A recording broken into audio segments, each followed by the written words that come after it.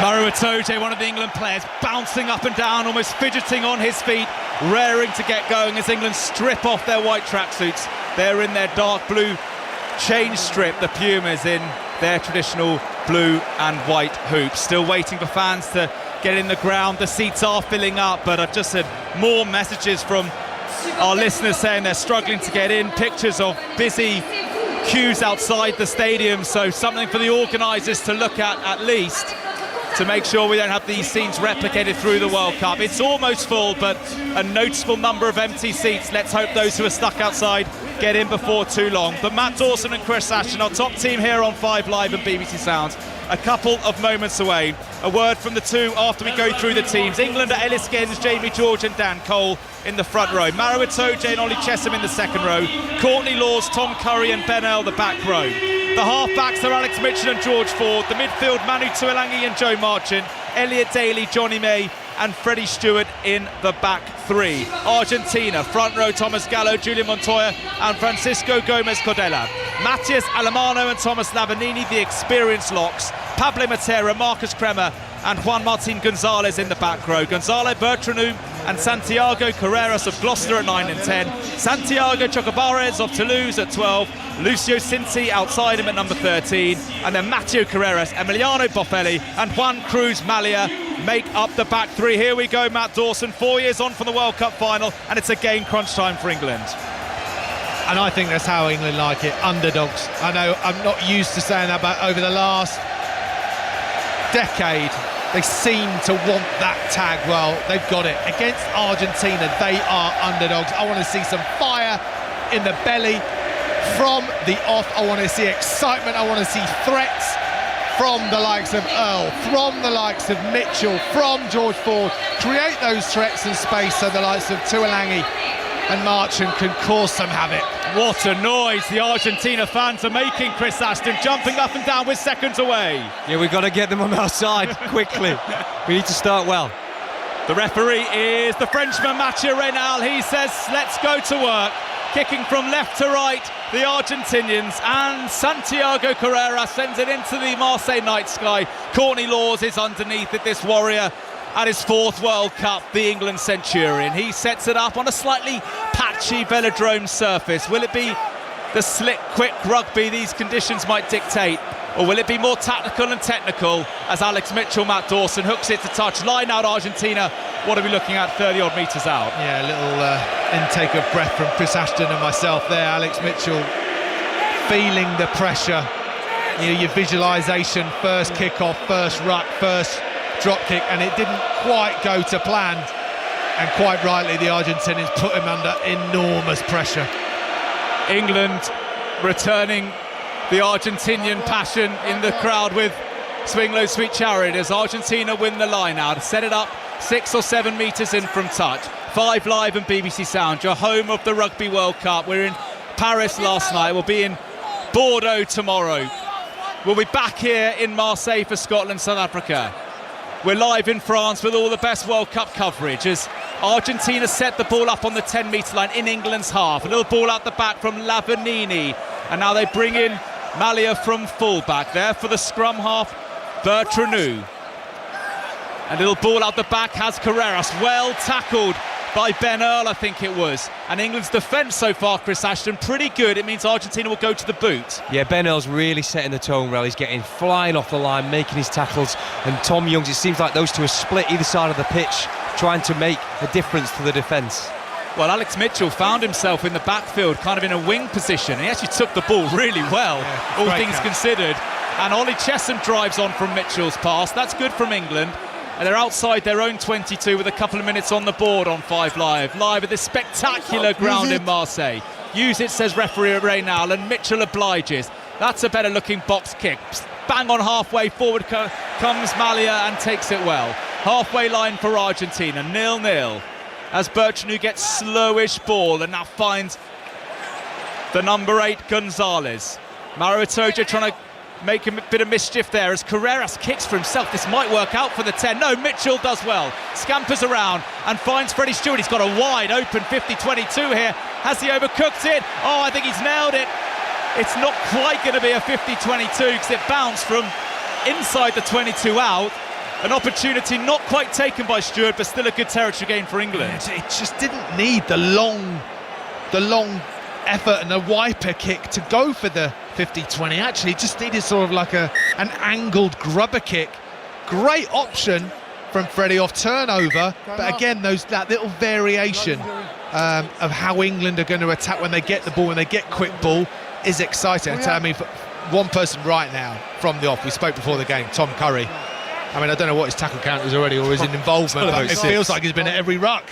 He's in everything. And Ben Earlis is, to be fair, but Alex Mitchell did so well then covering it up. That could have been a disaster. He cleaned it up and he had the presence of mind to get it away to Fred.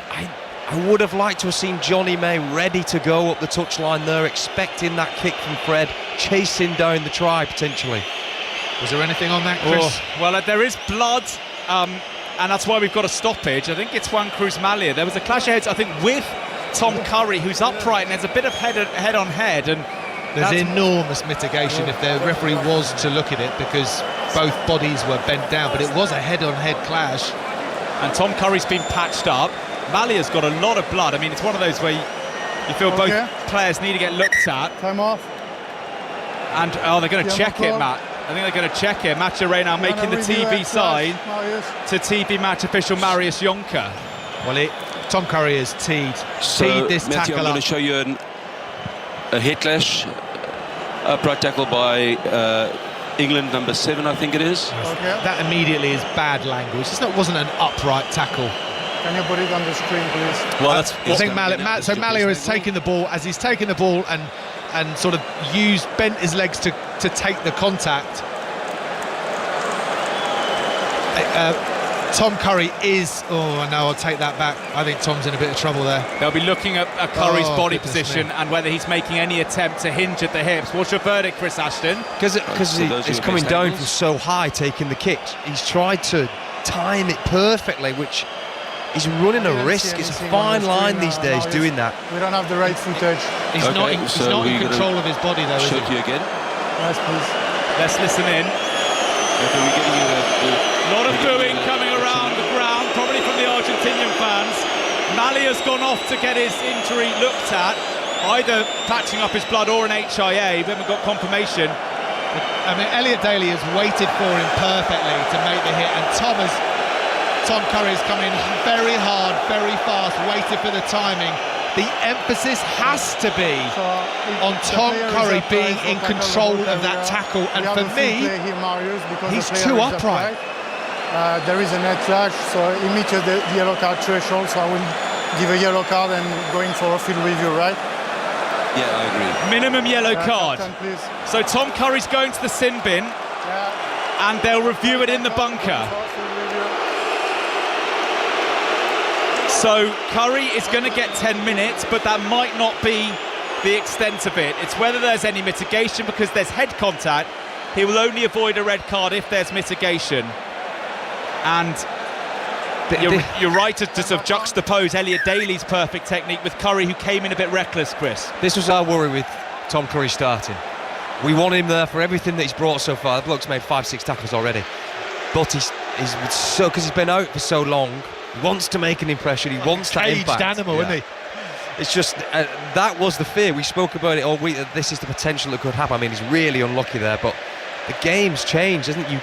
It's not worth the risk of time and a perfect hit when you can just let the player hit the floor and hit him lower. It's a common theme with the ill discipline of England. They get in such good position and they mean well. They're committed. We can't knock any of that. But it's the presence of mind in that split second to say, I'm going to go and smash him, but at the very worst, I'm going to hit him in his gut, or I'm going to hit him around the knees. I'm going to give zero risk to the referee to say that looked dodgy. Because what's the best outcome of the situation? True. You're going to get a dominant tackle. You can get that anyway. Well, Buffelli, this world-class goal kick of Edinburgh, kicked 25 points at Twickenham in that famous win in November. He's going for it from way over 50 metres on the angle. 15 metres in from touch, bang on halfway. That's where the Curry misdemeanour took place. Buffelli is a gorgeous striker of the ball. He's taking his time over this one, hunched forward, ball angled forward, up he steps. Oh, he stabbed that badly after giving him the big sell, but it's come in somehow. I don't know how he had the legs on that one. David Beckham was at the game last night. Buffelli has dragged that in from right to left and kicked it. I'd already said he'd missed it, and then it went over. Extraordinary kick. England 0, Argentina 3. And that must have had a 15-yard curve from right to left there. It was something you'd associate with Dusty Hare back in the 80s, where he would curl it round. Okay, I'm not going to make any premature. Well, you were right to go for that, Chris, because we all winced when he hit the ball. That was a dead duck of a... but it was 3 points. How's he kicked it over from 57 metres and not struck it well? I mean, that's a warning sign for England. Argentina lead. Tom Curry's in the sin bin, and for all the talk of England looking to prove a point today and to put in a performance the fans have been yearning for, it's not started the way they would like. 3 points down and a man down.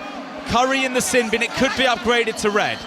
Jamie George finds his forwards in the middle of the park. Now Mitchell back to forward. He goes cross field. Joe Marchant, the centre, has gone into the wing position, but through comes Buffelli, takes it well, and he bustles up almost to halfway. There for Bertrand, the number 9. Nice hands from the Puma forwards. Gallo, the loose head, rampages almost up to halfway. Penalty Argentina. Buffelli will fancy this as well. And on the ground first. If he's kicked the last one, and he immediately swaggers forward the right winger and says, I'll have a go at this. Why wouldn't you? He'll probably have a go with his left foot this time when it will go over. Matt. I mean, England know. And again, the conversation, I'm sure, listen, it's a conversation that goes through. You're playing against Buffelli. You know if you give a penalty round your halfway, they're going to go for goal. They're going to build a score. Squeaky clean. We spoke about Ben Earl flying off the line here and putting pressure on. There in that situation, he was too keen. He went past the ball, and the little tip pass from the Argentinian forwards just put him through that half a hole, which put us on the back foot. And then you're trying to solve problems by going over the ball when it's a 50-50, results in this penalty. Well, this is at least as far out as the one he's just kicked, and I'm going to wait a while before declaring it missed, and then only for it to sail over the post. But what happens if Buffelli actually strikes it well? Stick to your guns, Chris. You call them early. Come on. England 0, Argentina 3. 7 minutes gone on 5 Live and BBC Sounds.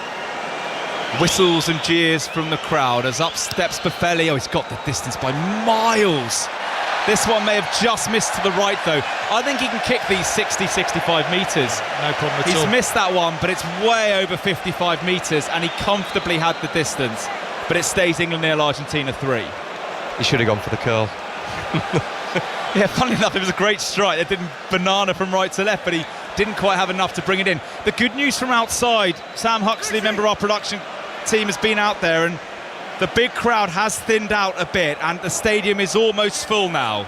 It is 9:15. It's a good 10 minutes plus after kickoff. It's far from ideal, but it does seem a lot of those England fans who are struggling to get into the velodrome, many of them have now found their seats. We'll keep on getting the reports from fans that might still be stuck outside, but the signs are looking a bit better now, but not necessarily for England on the pitch. England 0, Argentina 3. And let's be honest, Matt Dawson, it's been all Pumas until Kremer loses it. Marchant hacks forward, and he puts some good pressure on Joe Marchant, driving Argentina back to the 22. Better intervention there from England. Here is Thomas Lavanini, all 83 caps of him, the stalwart in the second row. Back to Chocobares off his left boot. Freddie Stewart well positioned. He sweeps it in field to George Ford. Ford is caught late. Looked fairly dangerous. Yeah, touch and they've got it. They've got it straight away. So England are going to have a penalty. The whistle's gone. They want to stop playing. Fear this is when injuries can happen, where people are kind of half in the game, half out. And Maturé now blasting his whistle a few times. Maybe they'll check to see whether there's anything more, but it's definitely a penalty to England, and it's kickable. Shows the intensity and the noise on the pitch. You can't hear the referee's whistle. What the crowd are creating here is you know, I mean, it got off to a brilliant start last night, and it's just carrying on in Marseille. Contact to the head, so you want And, to you know, review there's that? another stoppage. The whistle's gone. Time off. Still haven't heard. We still haven't heard about the Tom Curry review, which makes me nervous. Yeah. And the referee is another stoppage for a different. Here is This is your angle checking the coming up. challenge on Ford. So George Ford kicked, he was clattered, enough for a penalty at least for the officials. I mean, if there's always in trouble here, goodness me, is that Carreras coming through? What was he thinking?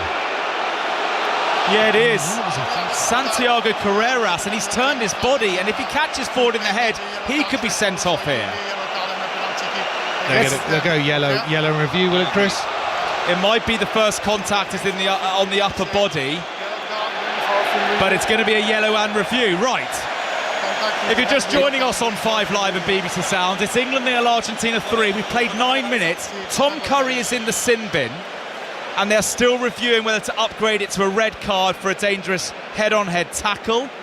And now George Ford's been taken out by opposite number Santiago Carreras.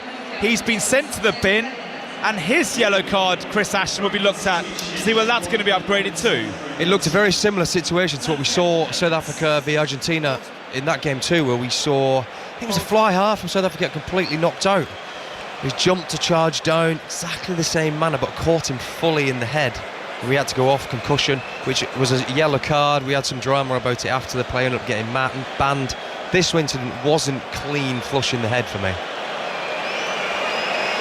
Yeah, if there's any body contact first, that will save Carrera. So that may be a yellow card only, but what they don't want is to show loads of replays to us and to the supporters in the crowd. They just want to, if it's yellow card worthy, give the yellow and then let the extra official go through it. Ford for 3-all. Nice kick, George Ford. England are on the board at the 2023 Rugby World Cup. England 3, Argentina 3. And as far as, you know, looking at that, how awkward it is to have players off the field, you know, having Carreras off, you know, it is going to slightly. Time off. Roll, something's happening here. No, I think it is just Malaya Captain, coming. please. No. No. Matcha Reynal is bringing in Courtney Laws. I think this might mean that Tom Curry's card is going to be upgraded. Let's listen in to Matcha Reynal. Number 7 on a head clash have been upgraded to a red card because there is no mitigation, high degree of danger, so it's a red against a 7. Tom Curry's been sent off. Another player given red for England, and he's got his head in his hands on the touchline. Owen Farrell against Wales in the warm-ups. Billy Vanapola against Ireland, and now Tom Curry against Argentina. The yellow card upgraded to a red. It was head-on-head, no mitigation, and as you heard from referee Reynal, England will play pretty much the whole of this game with 14 men. He was on the pitch for a matter of minutes, Tom Curry, and his yellow card has been upgraded to red, and if England weren't under the pump before the game, they certainly are now. Dan Cole carries just short of the 22. The views of Matt Dawson and Chris Ashton to that red card. Taking back. Exactly what we spoke about before the game. Something is going to happen to challenge the decision makers in this England side. Yeah, they are 14 on 14. There is a small chance that Argentina could go to 14 themselves with a red card, with a yellow under review at the moment. But England need to maintain their discipline. Give a penalty away just to say that. Again, it looks like Ben Earl's being done at the breakdown. But, I mean, this is exactly what we're talking. I want to look at this England side and see, right, Alex Mitchell, where are you amongst the forwards? Guys, no penalties, keep the discipline, get in their ear. Yeah, it's no just a patting small on the chat backside. between each other, like get off, leave. There's none of that. It's just trying to solve problems that aren't necessarily there. Well, I almost wonder whether Buffelli would go for goal. I mean, even by his standards, that may have been a bit far out. But Argentina kick up into the 22. 3 points all, and Tom Curry sent off after a couple of minutes here at the Velodrome. A head-on-head clash with the Argentina fullback Juan Cruz Malia, and Argentina throw beautifully to the tail where they set up a maul.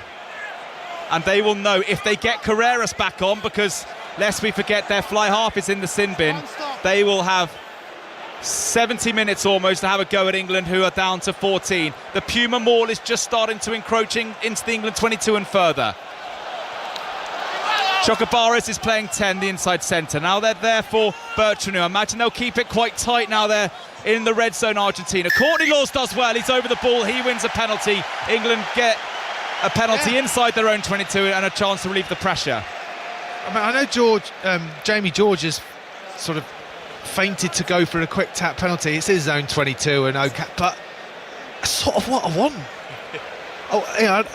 Not in his own 22, but I want that mindset of, come on then, let's go, let's challenge. Well, look at the France hooker Malvaca last night on halfway line. He took a quick tap with the game in the balance still, and he makes 40 metres, they almost score. I mean, England aren't going to do that, but it shows if you do play, if you play with a little bit of invention, and everyone's got to be on board. Yeah. Everyone's got to be on board, but why not?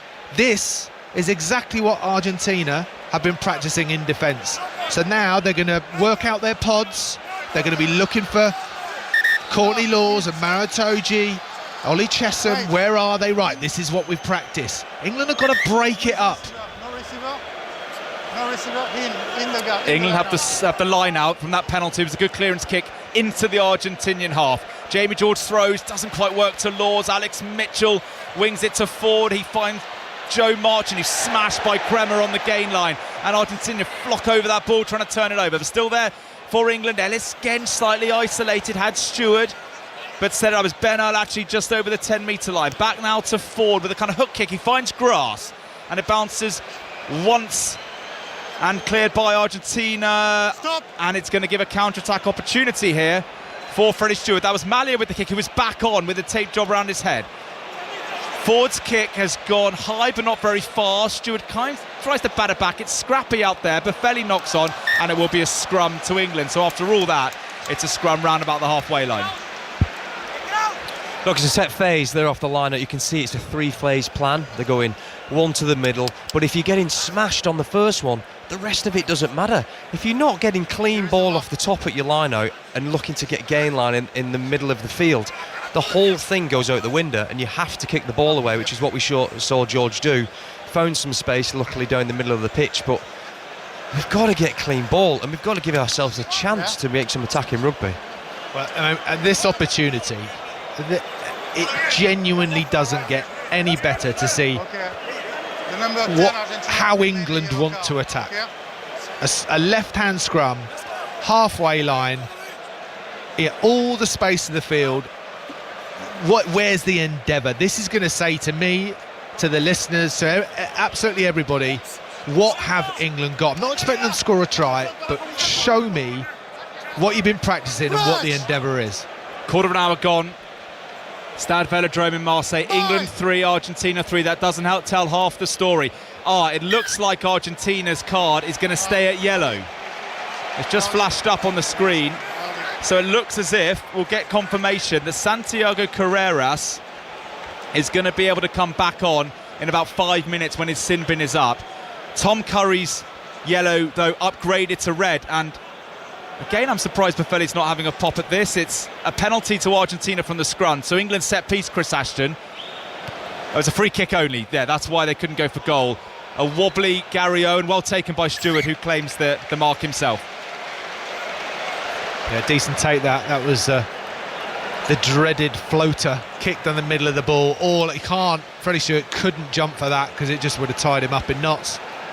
Slippy ball, give it a whack, which he has done. Goodness me, that's a good thump. Argentina don't fancy the counter-attack or the quick throw. So here we go. Right, England put some pressure on them. Even at the very least, I want to send them up there, Ashley. It's just a cagey battle at the minute, isn't it? Everyone's just trying to fight for territory and find a gap somewhere, not necessarily looking for the opportunities where they are because they're so consumed by winning the territory battle. Argentina right below us in our vantage point here at the Velodrome through their talismanic hooker. Montoya, good arrow to the back. Matera takes it. There goes the Puma maul, and it's a good, powerful Argentina maul. Has it gone to ground though, the ball? It has, and it's been knocked on. So England have done well to spoil. Bennell trying to get some energy around the camp, and they'll have a scrum. Matt Dawson in a handy enough attacking situation, 10-metre line or so inside Puma territory. Yeah, all right. There's a knock on. Calm down. There's loads of them in the game. That's what I mean. I know I'm sounding like an old record here, but right. Focus, get in the scrum, call the moves, set it up, put some pressure back onto the Argentina. Is that a team trying to... they're so desperate things to happen, they're almost trying to force it instead of just going next job because they're not as confident in their process? I'm not sure how to answer that question. I've never been in a team where a team has ever celebrated so much when there's a turnover or a knock-on. I have. You play for Saracens. Do you run in from the wing, do you really give it... It actually started with Saracens because we didn't have that many fans. So we had to generate our own atmosphere within us. That's why we did it. And that's how it started. Yeah, and it's Ben Earl, the Saracens player. Manu Tuolangi's playing on the blind side. Earl has gone blind and made a few metres, and here's Alex Mitchell sparking round the fridge. He gets it away to fourth. That's better from England.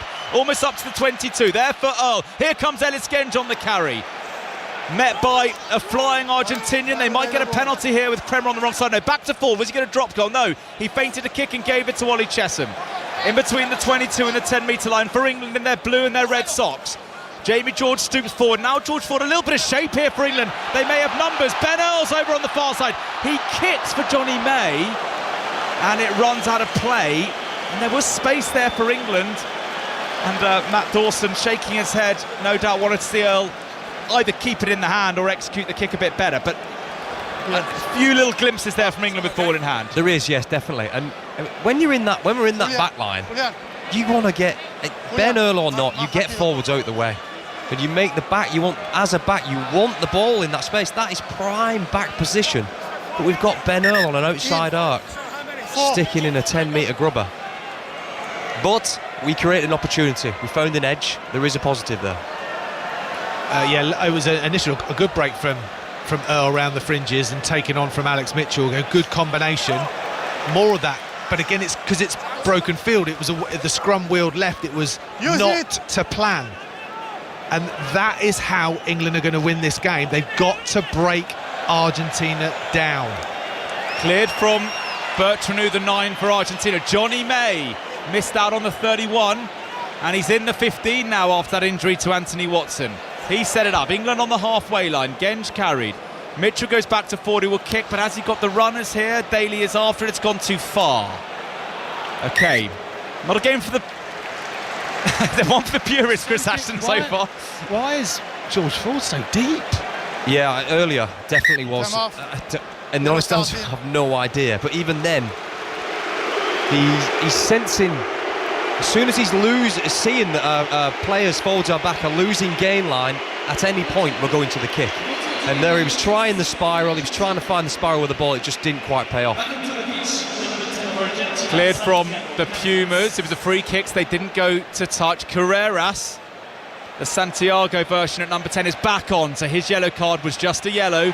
Oh, England have almost got that. Stewart did a great job to kind of bat it back Aussie rule style, but then it was hacked forward indiscriminately by England, so it's back in Argentinian possession. 20 minutes gone, England 3, Argentina 3. It has been cagey, eventful, not high on quality or fluency, but two teams who would just give anything for the win and to get out of Marseille.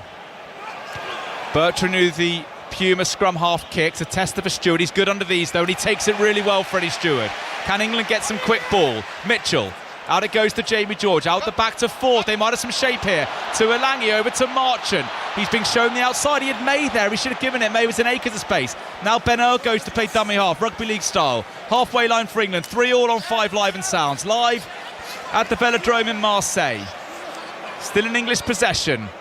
Around the halfway line. Maritoji been quiet today, but that's a decent enough bust up to the halfway. Mitchell, Johnny May in at first receiver, shovels it on to Marchant, who's coming down the touchline over on the right-hand side. A swing low rings around Marseille. Ford, driven on by Genge, helped out by Atoje. Much better from England, but they might be in trouble here.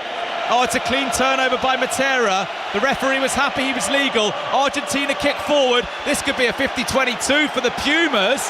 We'll have to check where it was kicked from, but it might well have been a 50-22 by Chocobares. It is, and Argentina, after England went through a few phases, have turned it over, hacked it downfield, and they will have the line out 5 metres out.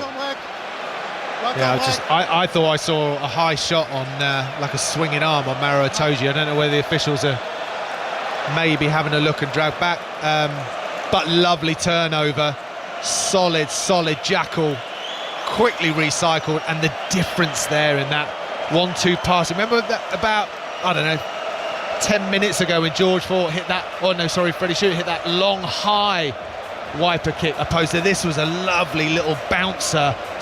Just creates havoc in the backfield. You know when it's going to pop up, you know when it's going to get into touch. So much more accuracy, big defensive set. I was so impressed with France's goal line defence yesterday, under real pressure, and England, they're going to feel it now, because I think the last line out we saw a driving maul, the last two we've seen a driving maul, and the chances are it'll happen again. I think it's really positive that England are 14 men and we're seeing them wanting to shift the ball. They're wanting to move. George Ford is asking for the ball 2 times out of 3 at the moment to shift it wide. And had Merchant shifted that to Johnny May on the wing, we'd have made another 20 metres, been near the 22. So the mindset is they want to play, they want to shift. And once we go down that side, they bounce back to the short side and create another little edge.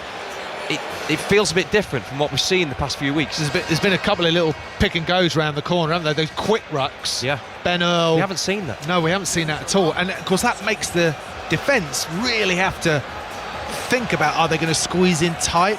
And Chris was talking about, when it does go wide, get the right players in those wide channels to really make a difference. But all of a sudden you're seeing Mitchell, you're seeing Earl. I want to see Ford run as well. I want to see that threat from him, because then, defences find that tough. Well, this is the threat as Montoya throws, taken in the line out. Lavanini, they've peeled away, and Montoya is hurtling towards the English line. Good defence, England, but the Pumas are only 5 metres out. They pick and go round the fringe. This is ominous for the men in blue. Driving on once again, this formidable Argentina forward pack. 3-3 in Marseille. But England are a man down for the rest of the game. Tom Curry sent off. Advantage to the Pumas. They'll pick and go. They're 3 or 4 metres out. They've got an advantage. They're up to the line. I think they've scored. They're going to check it wasn't knocked on. Mature now feels it may have been knocked on. The prop Thomas Gallo is celebrating. But Mature now has decided the ball was knocked on. So no try Argentina. And we'll go back for the penalty. I think they are checking just to be totally sure, but Mature now, Matt Dawson he seemed pretty confident. It's been checked, no try, knock on. Ellis Genge has been penalised for tackling a man without the ball. And Argentina, what'd you do here, Chris Ashton? They could kick the goal for 6-3, or they could say, let's take on the England pack that's a man down at the maul. Yeah, big decision. I think Argentina, being the size that they are, they've got to go corner here. You don't get too many opportunities like this. They've got to go to the corner and try and take advantage of it. And England are leaving them, Argentina, an opportunity on the short side. We've just got Alex Mitchell on his own, covering 5-10 metres of field. I don't know how Argentina haven't seen it yet. I think it's got something to do with this place, the stadium. There was an occasion when the referee was blowing the whistle and the players couldn't hear it. I think the comms. Oh, look at this old school tapping the wall. Oh, love it. Not seen this in decades. Argentina have got a set move. Bertrand, who spins around. Kremer sets it up. 3 or 4 metres out now, Argentina. They pick and go round the corner underneath the English crossbar. Courtney Laws has got in there. Penalty, England.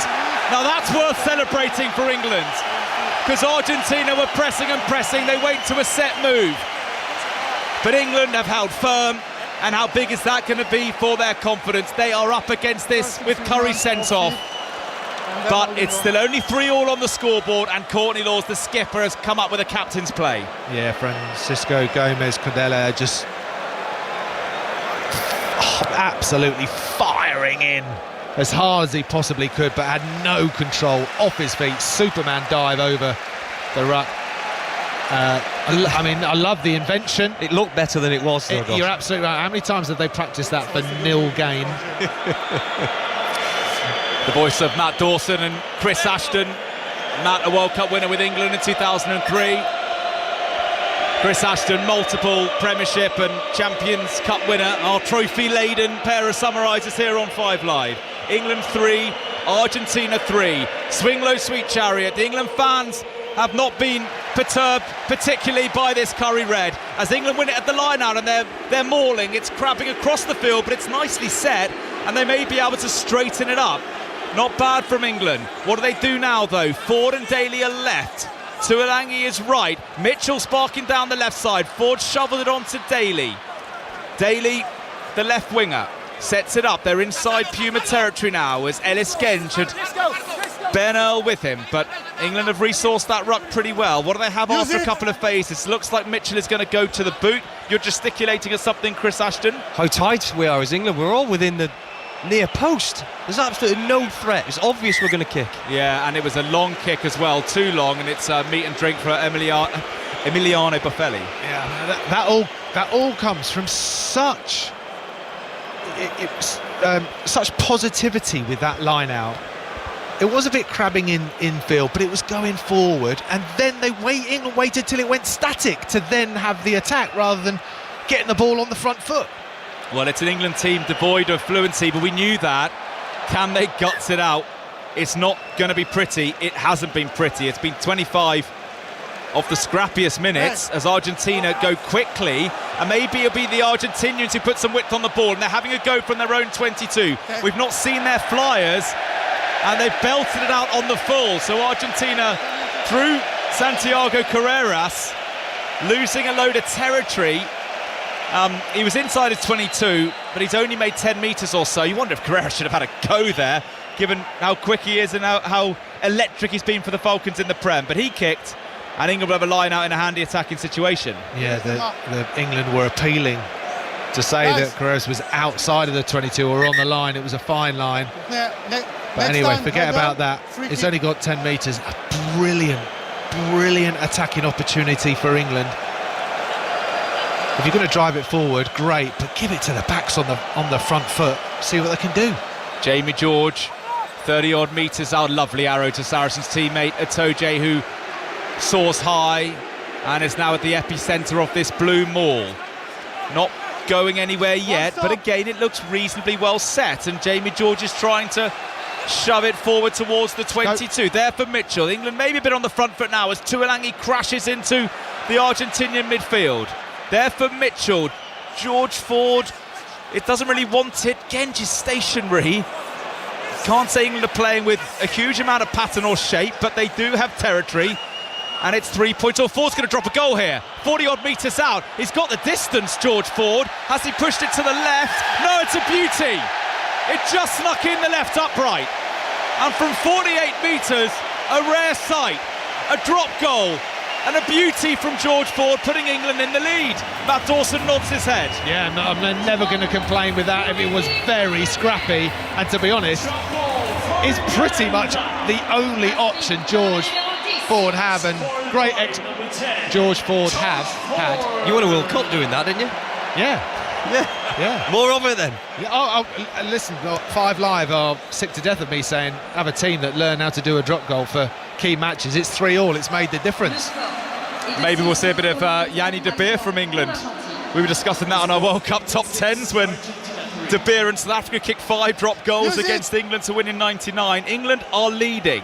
They're a man down. To keep stressing it, if you're just joining us on 5 Live and BBC Sounds, BBC Online, where you've got the live tech service from our online team as well. Got you covered right across the BBC as Argentina have it inside England territory after a knock-on from England. Oh, it's a penalty now to England. It's like the Argentinian foul play, a bit of off-the-ball shirt pulling, has overridden the advantage. England now have a penalty, and a few things are just starting to shift in England's direction here, Matt Dawson. Yeah, make the most of that at all. I think Ellis Genge may have made the tackle there, was lying on the ground. Argentina holding him on the ground so Ellis Genge couldn't roll away right in front of the referee. I'm not going to say England look unfit. Okay. They've got 14 men. But they don't look sharp, Chris, to me. No, but I'd say the same about Argentina, really. Okay. I think it's been tit for tat. The amount of metres that Freddie Stewart's done already in chasing kicks and trying to get up and compete for it, he's run a long way already. Freddie has trying to do this. How he can continue? They expect him to continue doing that for the rest of the game. I've no idea. Great spot that, wasn't it, for Maturé now, because one of the Argentinians was pulling in to try and milk a not rolling penalty. And England are saying, well, if Boffelli can bang it over from 50 metres plus, why can't Elliot Daly? We've seen him do it for England, for the British and Irish Lions. 58 metres. Well, you're 14 on 15. You've got to build a score. England have to build the score. Drop goal. I mean, I like the call. Here he goes, Elliot Daly. Now, this one, I haven't called that one too early. That one has stayed out left. And it's bouncing around, and England chased. And Argentina have thrown it nowhere. And, well, it's going to end up okay for England, this. It's been kicked out by Chocobares wearing 12 for Argentina. It fell short. There was backspin on it because it wasn't Daly's best strike, kind of a bit under it, spun backwards. Argentina in all kinds of bother. England have a line on the 22. Can they get something going here? Jamie George prepares to throw. Will he look for a Toje again? No, they go to the tail, and Chesham just overthrown. Chesham couldn't get it. Laws juggles with it. England do have the ball, but it's scrappy. I do wonder, Matt Dawson, if Ford is going to channel a little bit of Johnny Wilkinson in the 03 team and go, well, I've done it once, why not do it again? Because England, well, Mitchell goes for a dummy, but he's smashed. You don't get the sense that England have got a huge amount now in phase play as George trucks it up, helped out by Courtney Laws. Slap bang in centre field. England 6, Argentina 3. He is going for the drop goal again. 50 metres, George Ford. This one's got the distance. Up it goes. Over it goes. Astonishing from George Ford. A 50-metre drop. And England lead by 6 in Marseille. And the best part of that for me, keeping my eye on George Ford, who got back to the 22 in a blink. Freddie Stewart comes over to him, super excited, what a kick, and George Ford just turned around to me and went, calm down, just calm down. Love that. He might be in a rhythm now. He looked it with that one. I was half joking about Yanni De Beer, but he's kicked 2 in half an hour. Goodness me, we often say, Matt Dawson, how many games have we done where we've challenged England to think on their feet, to game manage, to go off script? I doubt it was in the script for Ford to be going for 50-metre drop goals 30 minutes into the World Cup campaign, but it is doing the job, and it's put 14-man England into a 9-3 lead. And if they score again, then maybe they can put a bit of panic into the Argentinian ranks. Because the Pumas maybe feel with a man advantage, oh, this will just happen. It's been knocked on by Argentina. There are numbers for England. There's a good 5-on-2. Ford, he's got Tuolangi, but he misses him to Marchand. Daly's up off his wing, and it's May running it out of play. God, that was an opportunity. 5-on-2, England run out of room, and then because May's not giving it to Argentina, a penalty has been given to Argentina. And Chris Ashton, you've got your head in your hands. Can you talk us through that, please? It was almost like we were so surprised by getting an opportunity. We had a 5-on-3, and just one pass was too far in front, one pass was too far behind, chance gone. I think you're being generous there. It was maybe 5-on-2, maybe 2.5, with a sliding third defender possibly, but goodness me, Argentina are losing sight of how to control the game, and it just looks like England are in a little bit of pattern, and whether it's the drop goal that's got them into that routine, they look slightly more settled, I suppose. They've got to execute 5-on-2s though, haven't they? 14 men or no 14 men, as Argentina drive over the halfway. Bertrand finds Kremer, this warhorse on the open side flank. They've got some formidable forwards, the Pumas, and they've made about 15 metres just from going up the guts of England. It's as if they've gone, right, they've not got Tom Curry, let's take them on round the fringes. And they've gone, guys, from the halfway to the 22. Back it comes to the Pumas, and they go up to the 22 through Chocobares, now to Sinti on this near touchline, helped out by Buffelli there though for Bertranou. Carrera slings it out to Montoya, and then Lavanini is well tackled. So good defence from England after Argentina made those meters. They're going for drop goal now through Carreras. This one is not going to get there, is it? No, it's gone to the left. I mean, we never see any drop goals in rugby anymore. We've seen 2 attempts from England successful and 1 unsuccessful one from Santiago Carreras. That's what World Cups do to Bill, Chris Ashton, throwing people off their carefully laid plans. I don't know if it's a noise dose or what, but Argentina look really flustered. There's so much space in the backfield though. England only had 1 at the back, and he's just not even he's not even looking for it. He's just seen George Ford kick 2 drop goals and gone, no what, I'll have a go. Yeah, and the conditions, it is hot, it is very, very sticky, really tough conditions, but it plays havoc with your mind when you are going to the well. These little decisions, they can win you the game. Through comes Freddie Stewart, he drops it. Now, I think the England fans around the velodrome, of which there are many thousands, felt Stewart was taken out. It's just been one of those times. He was taken out, so it's a penalty to England. And Earls pumped up and celebrates that one. Stewart came forward, almost wondered whether he'd got his timing quite right. Let's see a replay of this. Through he goes. Is he taken out in the air? Yes, he is. It's just a penalty, I think, on Pablo Matera. I don't think that's any more, even though there are England fans baying for blood. I think it would be a penalty only because it wasn't the most dangerous landing from Stewart. They're all dangerous, but I hope you know what I mean. He didn't land on with too much force. Some of Argentina's play is reminding me of a team that hasn't played for 5 weeks. They're slightly clumsy, just over chasing a kick. They're not really fluid in attack. They haven't played any rugby for 5 weeks before a World Cup. Well, this is good from England because Ford has gone a bit for broke there and he's taken it deep into the Puma 22. You wonder whether Matt Dawson is 15 on 15, he goes a bit safer, but maybe being a man down is just forcing England just to chance their arm slightly. England won't feel that they're at 14 men, Chris. They are so in a zone at the moment. They'll probably do all the same calls as they would be ordinarily. They fancy the 7-on-8 drive in the maul. Well, they've got a 9-3 lead, 4 minutes to the half. I tell you what, they set it up in midfield and Ford bangs over another drop. That's what they've got to do. They might not need to as Jamie George peels away. Have England got composure in the red zone? It's been their Achilles heel. Ben Earl, slightly isolated. He's crunched by Kremer. Therefore, Mitchell, he's got a Tojo on his left. What's George Ford going to do? He can throw over a drop for 12-3 before half-time. That would be useful. I think they might do this. Mitchell back to Ford for a hat-trick. George Ford, he's kicked a hat-trick of drop goals in the World Cup opener. England 12, Argentina 3. Yeah. Love it, George Ford. That's not part of the plan. That is George Ford just thinking, we're 14 men, we need to build the score. Let's just take every opportunity. Let's put the pressure on Argentina, who are now completely discombobulated and they're just, what's happened with just what? I don't know. What's the score? 12-3, we need to score a try. No, we don't, we'll go for a drop. They're all over the place. And England just throwing another dagger in. Argentina have gone quickly, really clever, but it's been knocked on, and that will give England the scrum. And goodness me, Chris Ashton, I genuinely was half joking about Yanni De Beer, but he's kicked 3. There's absolutely no reason he can't kick 5 or 6 today. No, like Dawes says, that this is not the plan. And now all of a sudden George has gone, you know what, I'm going to keep doing it. And you can see with the Argentinian defence, they didn't know to wait for the pass, go to George. They tried in desperation, but it's too late.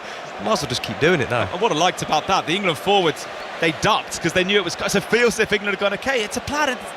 Go back to that point we touched on earlier, Matt Dawson. We've asked England to think outside the box, and they've not done it in 4 years. They didn't do it in that World Cup final, but this is thinking outside the box. And with 14 men, Tom Curry sent off. They lead 12-3 against Argentina. All the points from George Ford, but so unusually, 3 drop goals from the fly half. But George Ford is taking control of this game. We're now watching. There's a little break in play, probably taking on some fluids, and George Ford is just corralling his team around him to say, right, we're going to do this, we're going to do that, keep doing what you're doing, forget about me, forget about the drop goals. Keep doing what you're doing. It's up to Alex Mitchell and George Ford as to when we'll do a drop goal. And I guarantee he will be saying to them, don't you even think for 1 minute, just because we get in the 22, I'm going to go for a drop goal. I need you committed to every single breakdown, every single ruck. I will make the decision. And I think he's doing it, and we're seeing a performance from George Ford that we see in his club jersey, dare I say, because he doesn't have any other influences around him that might challenge some of his decisions. He is taking control. He's the general right now for 37 minutes. Outstanding. Outstanding from George Ford. England 12, Argentina 3. Bind. England with 3 drop goals through the boot of George Ford. Not since Johnny Wilkinson in 03 has an England player kicked a hat-trick of drops. Johnny did it in that World Cup semi-final against the French, as Ford hacks it downfield to Juan Cruz Malia, wearing a tape job round his forehead, Terry Butcher style, and comfortable for Ford in the backfield. He claims the mark, and he will take his time with 2 minutes to go to half-time. He does look composed, doesn't he, our fly half? I mean, it's been a while since we've been able to say that, really, about our England fly half. He does. I think that was the biggest thing that held hope for me this week, was the experience that we have out there. And that's what George is showing right now. We have the experience in the team, and George is using it to full effect. And he clears past the halfway line with just over 90 seconds left. What a day of rugby coming on 5 Live tomorrow. Scotland, South Africa, 4:45. Wales, Fiji, 8 o'clock. Mouth-watering encounters, both on 5 Live. 1 o'clock, by the way, Martin Johnson in conversation with Mark Chapman. That is a fantastic listen with the World Cup winning captain of 2003. 5 Live and BBC Sounds, the place to be. Rachel Burden's in town. 5 Live Breakfast comes live from the old port of Marseille tomorrow morning from 6. Will the team be reflecting on an England win? They've turned the ball over as Argentina were going nowhere. Maro Itoje, he might be slightly isolated. Good clear Ollie Chesham. Good contest, said the ref, but they're coming back for the scrum. And England, do they just try and get in at half-time, or do they say, hold on, 12-3, another penalty, another drop, 15-3? I mean, this is old-school scoreboard building right after your own heart, Matt Dawson. I mean, I know they will want half-time because they're tired, but I sort of don't want half-time. The momentum and the style of where the game is going, Argentina got no answer. And unfortunately, going into half-time, you know, Michael Checker's going to come into the equation, tell them where they're going right, where they're going to make them well aware that they're playing against 14 men, and England will tire in that last 15-20 minutes. 15 on 14 is going to take its toll. This will be the final play of this eventful, to say the least, first half. England 12, Argentina 3. If England get a scrum penalty, Elliot Daly can have a go here, but they might just say, let's go to half-time. Alex Mitchell does that. He belts it into the pockets, the huge, wide pockets of England fans over on that far side, and Macho Renal says, let's go to the tunnel. Wow. England 12, Argentina 3. Buffelli kicked an early penalty for Argentina, and then a major flashpoint. Tom Curry with a head-on-head collision with the Argentina fullback Juan Cruz Malia. It was accidental, but it was reckless and upright, the kind of challenge World Rugby are desperate to eliminate from the game. So his yellow card was upgraded in the bunker to a red card. Argentina also got a yellow card, Santiago Carreras, for a dangerous charge on George Ford. And then the aforementioned Ford took control. A penalty for 3-all, and then a drop, and another drop. England 6-9 and 12-3 up Sonia at half-time. And George Ford is challenging the records, isn't he, with a hat-trick of drop goals in that first half. He's joined Juan Martin Hernandez of Argentina in 2007 at a World Cup, and Namibia's Thuns Kutsia in 2011, and of course the aforementioned Johnny Wilkinson against France in 2003. And I think you've alluded to it in commentary, all of you. This is England thinking on their feet. That is a huge positive, isn't it? It is. I think everyone has a plan. Obviously, we have a plan that we want to play and we want to score tries, but the team's just realising that the plan's changed. We've got 14 players. And as Dawson said, George has taken the scruff of the game by the neck, which is what we wanted, and just taken the opportunities. We never thought he was going to ever kick 3 drop goals. It's exactly what he's done, and maybe that's the spark that we needed to bring this tournament to life for England.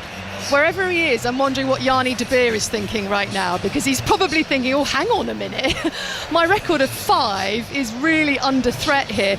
Matt Dawson, you flagged up George Ford at the beginning of our coverage here today. Just how impressed have you been about how the way he's gone about his business, the early setback from England with Tom Curry red card, and then producing 3 drop goals to put England ahead at half-time?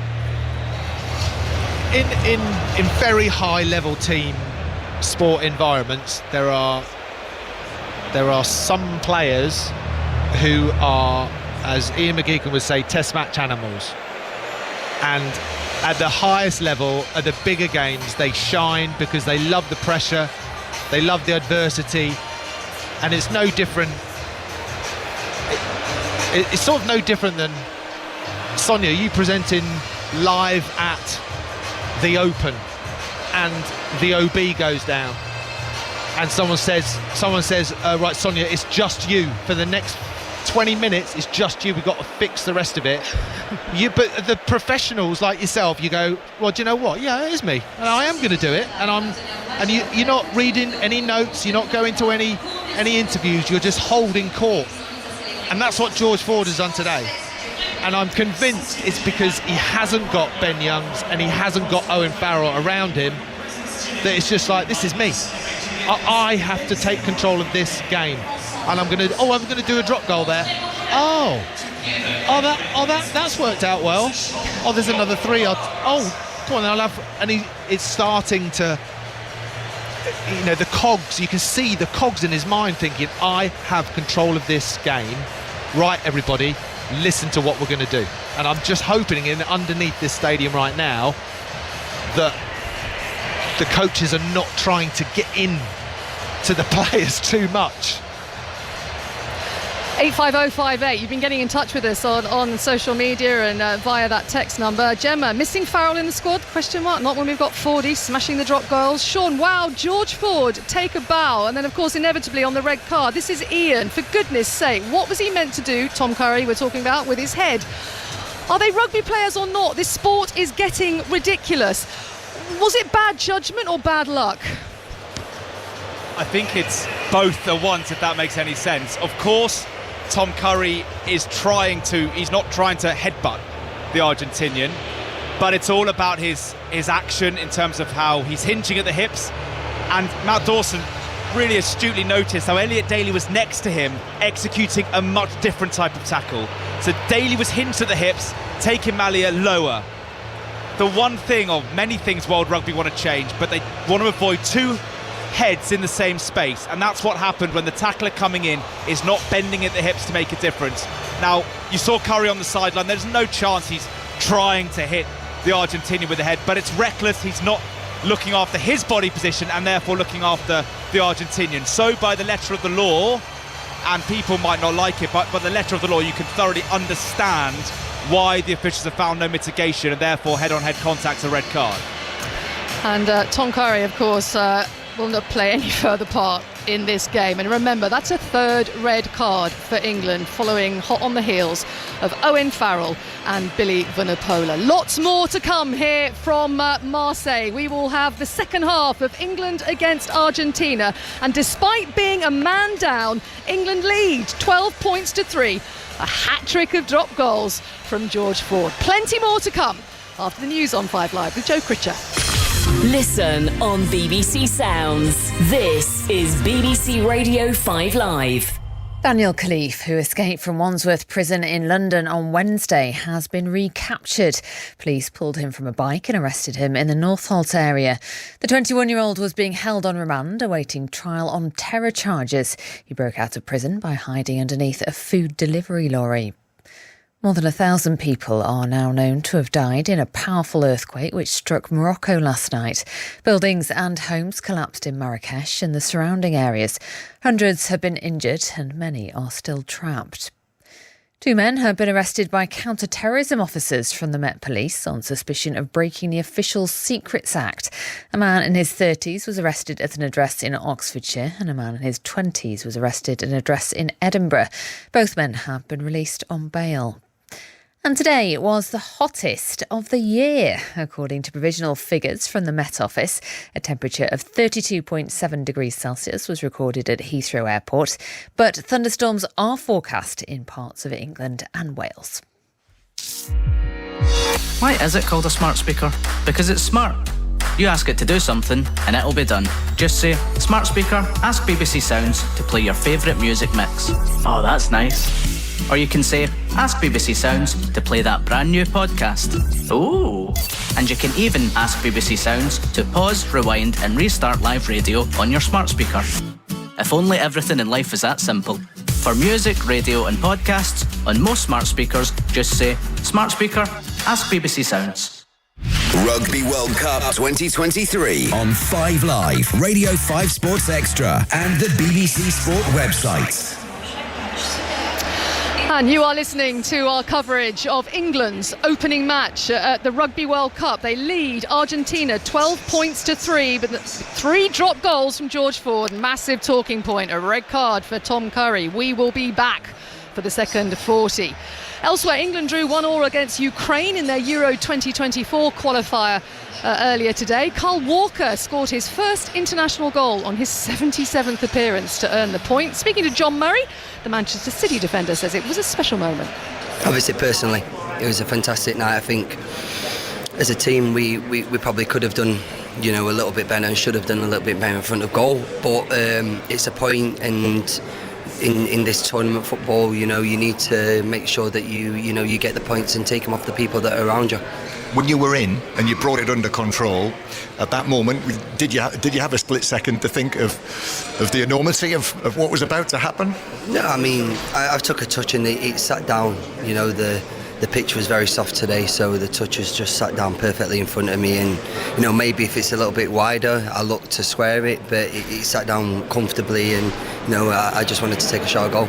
Anxious moment when VAR came up on the screen? Well, after my celebration of joy, I'm thinking, oh my God, don't let this be a moment of embarrassment, when you celebrate like that and then it's VAR. But I didn't really want him to take it away from me as well. So luckily I was onside and I earned the team a point. Just a word on the week. Have you had a chance to talk to Harry Kane about what you might have missed out on Bayern Munich, life at Bayern Munich? No, I spoke to H. He's really enjoying it. Obviously, it's a massive club and they've got great players there. It's a new challenge for him. Listen, I'm a Manchester City player and I need to, fully respect this club because this club has, made my dreams come true and done things for me that, I've never dreamt about doing in football and, winning things like this. So, I'm a Manchester City player. I'll continue to be a Manchester City player and for as long as possible because that's what I want to do. Little sneak into the England dressing room. The backs are on sitting in a circle of chairs. They're listening to Richard Wigglesworth, the attack coach, and the forwards doing the same, sitting in their own circle, getting their half-time messages. More reaction to England's draw against Ukraine in the next 5 Live Football Daily podcast. We're going to go to tennis now because we're moments away from the women's final at the US Open in New York. Coco Gauff against Aryna Sabalenka, and David Law will be keeping us up to date throughout that match here on 5 Live. David. Yes, and a huge occasion for American tennis because it's Coco Gauff's first US Open final. The national anthem is being sung at the moment, and this is a huge occasion for both players. Gauff will have the whole of the crowd behind her in the world's biggest stadium. She's recently found her best form as well. Only 19, but had hit a bit of a ceiling until she lost at Wimbledon. Then she hired coach Brad Gilbert, who had led Andy Roddick and Andre Agassi to this title, and she beat Iga Swiatek a few weeks later. Aryna Sabalenka has since become the world number 1, taking over from Swiatek, but still has a lot to prove. They've split their 4 previous meetings, and this should be a belter. Commentaries on 5 Sports Extra now, and we'll be joining here on 5 Live after the rugby. A Couple of other lines to bring you this evening. In cricket, England's women beat Sri Lanka in their first one-day international by 7 wickets after Sri Lanka bowled out for 106. And Arsenal's women have been knocked out of Champions League qualifying by Paris FC. Alessia Russo scored late in extra time to make the game 3-3, while Arsenal lost out on penalties. We are going to bring you the second half of England against Argentina. On the TV monitors here, we're just seeing George Ford knocking over his hat-trick of first half drop goals. I've been rejoined by Martin Halantro of Argentina, who played for them for 80-odd times at scrum half. So I'm wondering, are you able to actually admire those drop goals from George Ford, you know, from the half-back perspective? That's because that's where you plied your trade. Oh, yeah, I think George Ford has taken the game, has taken ownership of the game, of his team, and he's doing amazing. Those drop goals is the end of his resolution, but he's been catching every ball, he's sending it back, he's been guiding his team. I think George Ford is doing an amazing job. Of course, scoring the 3 drop goals it's an extra, but he's done so much than that also. Yeah, and they were all perfectly executed as well. There were no wobbly puddings of drop goals there. It was a perfect demonstration of how to hit a very, very sweet drop goal. We've just been seeing pictures of the Argentinian dressing room. It looked very quiet in there. Nobody was really kind of talking too much. Take us into that dressing room. What would they be saying after that first 40? Because Argentina looked a little rattled. Yeah, I think the red card maybe was better for England than for Argentina. Maybe in the changing room they're speaking about that. Hey guys, we're one man up. They have to be nervous. It's not us. We know our game plan. We've been training this the whole week, the whole last 12 weeks. So just stick to the plan. Let them get under pressure and let's go again. Yeah, they were making the point, the guys in commentary, it was Chris Ashton, that Argentina looked a little bit like a team who haven't played much rugby of late. Would you agree with that? Yeah, I think it was too many handling errors, a bit of nervous guys there. So yeah, Argentina wasn't good, but thank God we have 40 minutes. We're still close in the scoreboard. We're one man up, so I hope Argentina gets the head back.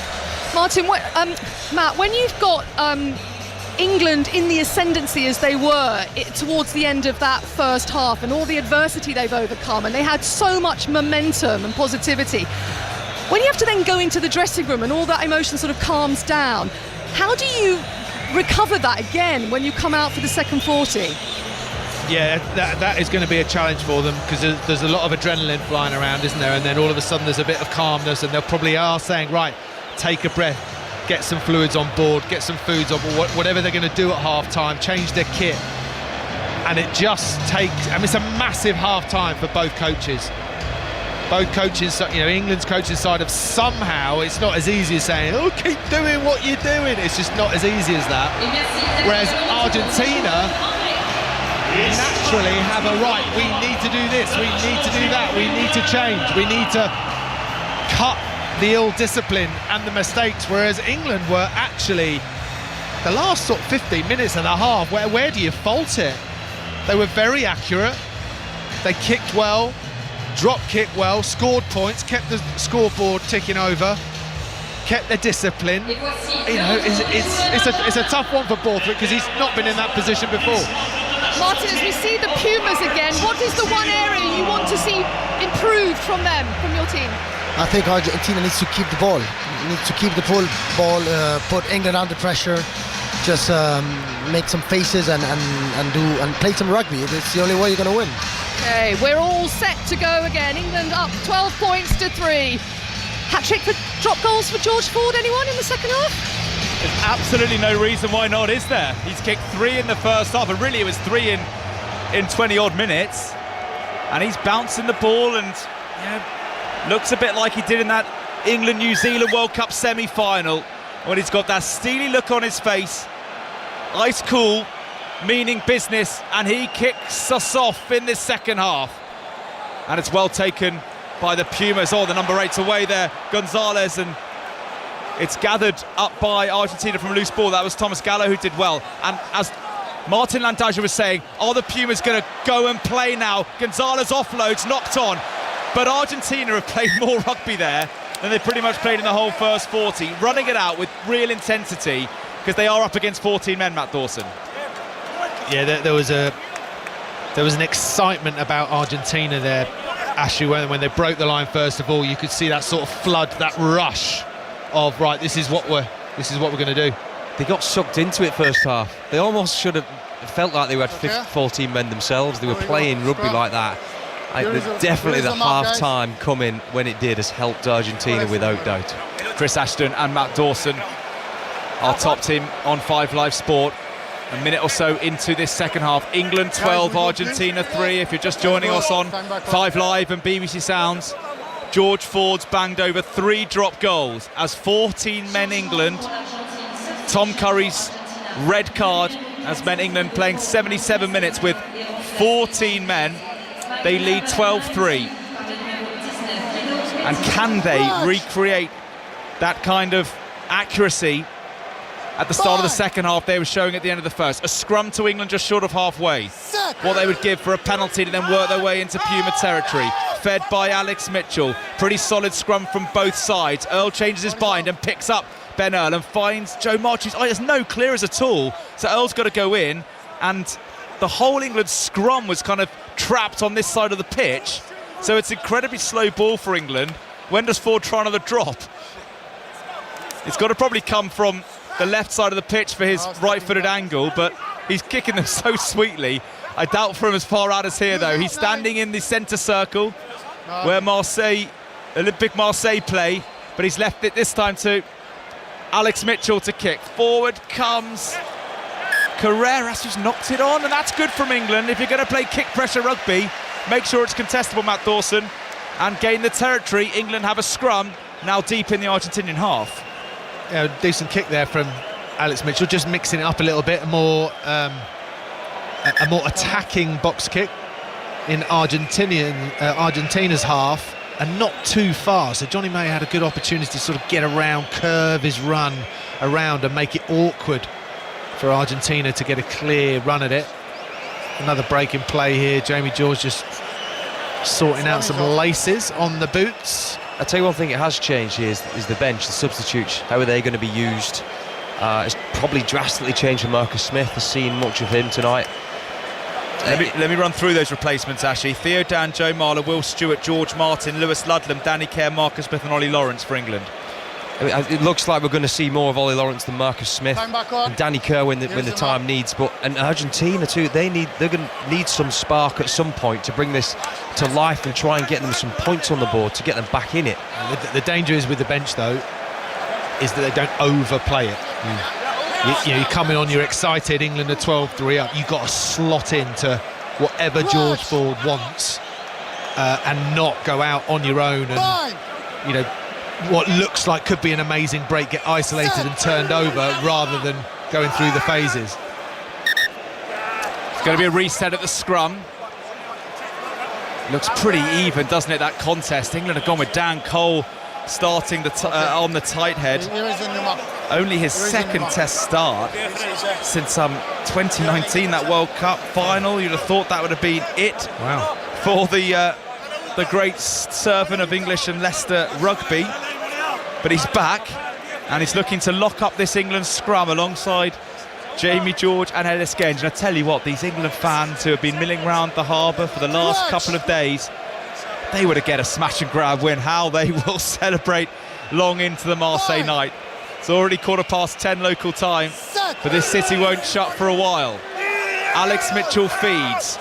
The scrum is rock solid from both sides. What do England have? Are they going to look for field position and another drop goal? No. Earl comes around the corner. He went to kick. It rebounded into the hands of Corny Laws. And England, kind of fortuitously, but still are into the 22. Big hits coming in. England have got a penalty advantage. That's massive. I wonder if Ford will go for a drop just because he's got the advantage.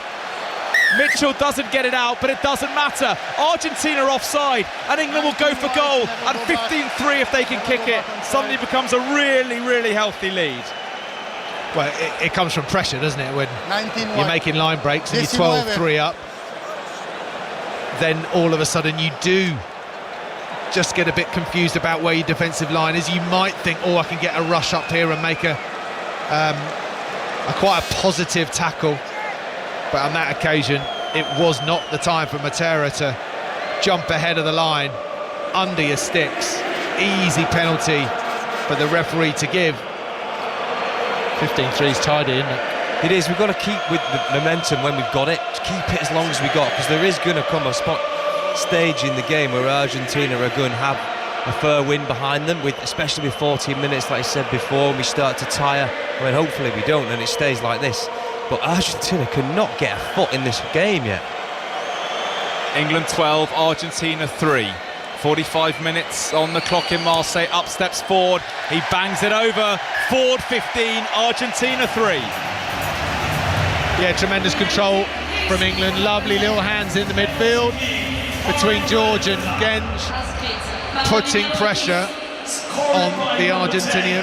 But of course now, well, not now, the last 15-20 minutes Argentina have been chasing the game. They're looking for tries, they're looking for offloads, they're looking for breaks. There's going to be more turnovers. England must stay disciplined. Exactly. With a man advantage, Argentina could cut England up if they get any of their attacking shape going. 2 knock-ons, going to be an Argentinian scrum, and you know, when they're a man down, Tom Curry off, Manu Tuolangi, Chris Ashton is going in to play flank. So Joe Marchant, when he was setting it up, he's so isolated, and Argentina, they need to look at things like that tactically that England are doing, but England just need to try and keep the ball, play in Argentina's half, and just prey on this kind of Argentinian potential panic that could seep in. Yeah, we've done it the best we can so far. I think that's one of Marchant's strong points, is catching the ball above his head. He was unlucky there. I can't remember any point in the game we've seen an Argentina scrum inside England's 40 metres, so I think this is the first opportunity, attacking opportunity for them. Let's see what they come up with. Gonzalo Bertranou, 54th cap for the Dragons 9. He feeds. The scrum goes down. The forwards lock up. Flipped out to Bertranou. Out the back it goes. It's knocked on by Argentina. Chocobares has spilt it. And, well, this is exactly what England want, Matt Dawson. The Pumas cannot get anything going despite their man advantage. That's it. They're forcing the play, aren't they? They're trying to intricate moves. And it is obviously, I mean, it sounds like we're describing it's throwing down with rain. It's not, but it's so humid that the ball is like a bar of soap. It's very difficult to create those types of moves in these conditions, especially when England are rushing up with top speed, man-on-man marking. You're going to get man and ball, and they're trying to, all of a sudden tip a ball on. It makes it really, really tricky. And that is meat and drink for England. That cough the ball up after one phase. Thanks for coming. We hold the pressure, okay? Scratch! Referee Maturé now just asking the front row to hold the pressure. And actually, the scrums have been reasonably tidy, often a issue with the game. Scrums going down. This one does go down, and referee Reynald's lost patience with the Argentinians. So a penalty to England and celebrations, but nothing hugely over the top. And I wonder if the better it goes for England, unless they have to manufacture that energy through their celebrations, and they will just go next job, next job, next job. Soon, how long do you reckon we've got here, Dawes?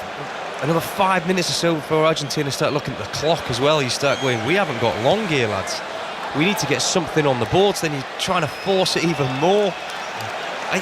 It's unbelievable, really, the damage has done, George, with those drop goals. Yeah, it's proper silent assassin stuff, isn't it? Just creeping up on you.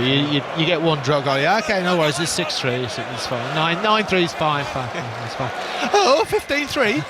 And we've only got 50 minutes to go. That's how you felt in '99 against South Africa. Yeah, and you think, oh well, let's find it's only a drop goal. We'll be okay. 12 points is a massive lead. And then you look at the scoreboard as Mitchell goes down the blind side and almost got it away to Elliot Daly. And there's just such an accuracy and an energy about England, which a scoreboard lead like 15-3 can certainly do. And those 3 first half drop goals, 27 minutes. Time off. 32 minutes, 36 minutes. So they're within They're within 9 minutes of each other, those 3 drop goals. Yeah, you're seeing a replacement, is that Dan Cole, maybe? Yeah, Will Stewart for Dan Cole. That's probably about right, would you say, Ashley? He's done well. Oh, 49 minutes for Dan Cole. Yeah, that's Coley's. That's when he's at his best. Starting games, held up the scrum beautifully well today. He's done his bit. And ended with a scrum penalty. England, though, couldn't get their line out right, so it's back in the possession of Argentina, who will throw. And the Pumas are making some change as well. Schlavi's coming on at loose head. Guido Petti was on at the start of the second half. And Augustin Creevy is preparing to throw, and also Pedro Rubiolo is on. They've got a 6-2 bench here, the Pumas. So plenty of forward power is coming from Michael Cheika's side as Montoya prepares to throw into the line out on his own 22. Laws gets up to spoil. England are all over Argentina there. They're looking for a penalty at the breakdown. Couldn't quite force it. Jamie George wanted, he punched the ground, he felt he'd got it. But no, in Argentinian possession, England 15, Argentina 3, 50 minutes gone. And even though there's loads of rugby left, Chris Ashton, when do you think Argentina may start to force things, or will that happen already? I think they've already tried. Bertrand, who clears, does he look for touch? No, he keeps it in field. Right, Elliot Daly, now he loses it, the ball must be slippy. It's gone backwards, England have got away with that one. It's quite humid here in Marseille come the evening. And the kicking battle has been won by England. It's in possession of Mitchell, who kicks. He potentially could have gone through the phases there. It was well covered, in fairness, by his officer number, Gonzalo Bertrand. Very scrappy stuff, but the biggest thing from an England point of view is the scoreboard, Matt Dawson. England 15, Argentina 3, into the final half hour. Ordinarily we're saying, oh, what are you doing there, Mitch, why a kick? But you can get away with that. You're 12 points up. Territory down there and making him kick it long. Yeah, that's a risk I don't mind England taking. All right, you may another yard and it hits grass, it could bounce anywhere, it's caused mayhem. Going to be so interesting how Steve Borthwick uses this bench. He's shown one of his cards with Will Stewart on for Dan Cole. Joe Marler is primed on the touchline. So Marler preparing to come on for Genge, and he's just got to get that balance right of fresh legs with players who are kind of zoned in to what England are trying to do here. Big tackle coming in by Manu Tuolangi on his opposite number. Big roar from the crowd in response. Still in Argentinian possession as they come round the corner through their big forwards. That was Pablo Matera. Now Bertrand. Little tip on pass from Gallo. Kremer's in there to lend his weight to the attack. There for Bertrand again. Out to Carreras. And England are forcing Argentina to play behind the gain line. We haven't seen this kind of energy from England in defence in a while. Courtney Laws is up to shackle. 5 phases, but Argentina have gone nowhere. Argentina cannot, in all their tiredness, they can't see, it's just through the ruck. It's just... Penalty England! Maro Itoje took his time. He was on the ball. Kremer piled over, and England can kick a goal for 18-3. And this, from an England point of view, is now getting very exciting, Chris Ashton. Yeah, I think I've spoken all week to people in Marseille, wherever we've been this week. They've asked what the scoreline might be or whatever it is, but my answer's been I just wanted to see a fight from England. I wanted to see them show up and do the fans proud, and I think that's what we're seeing here. They're fighting for everything. Maro's over the ball. They're in the Argentinian faces.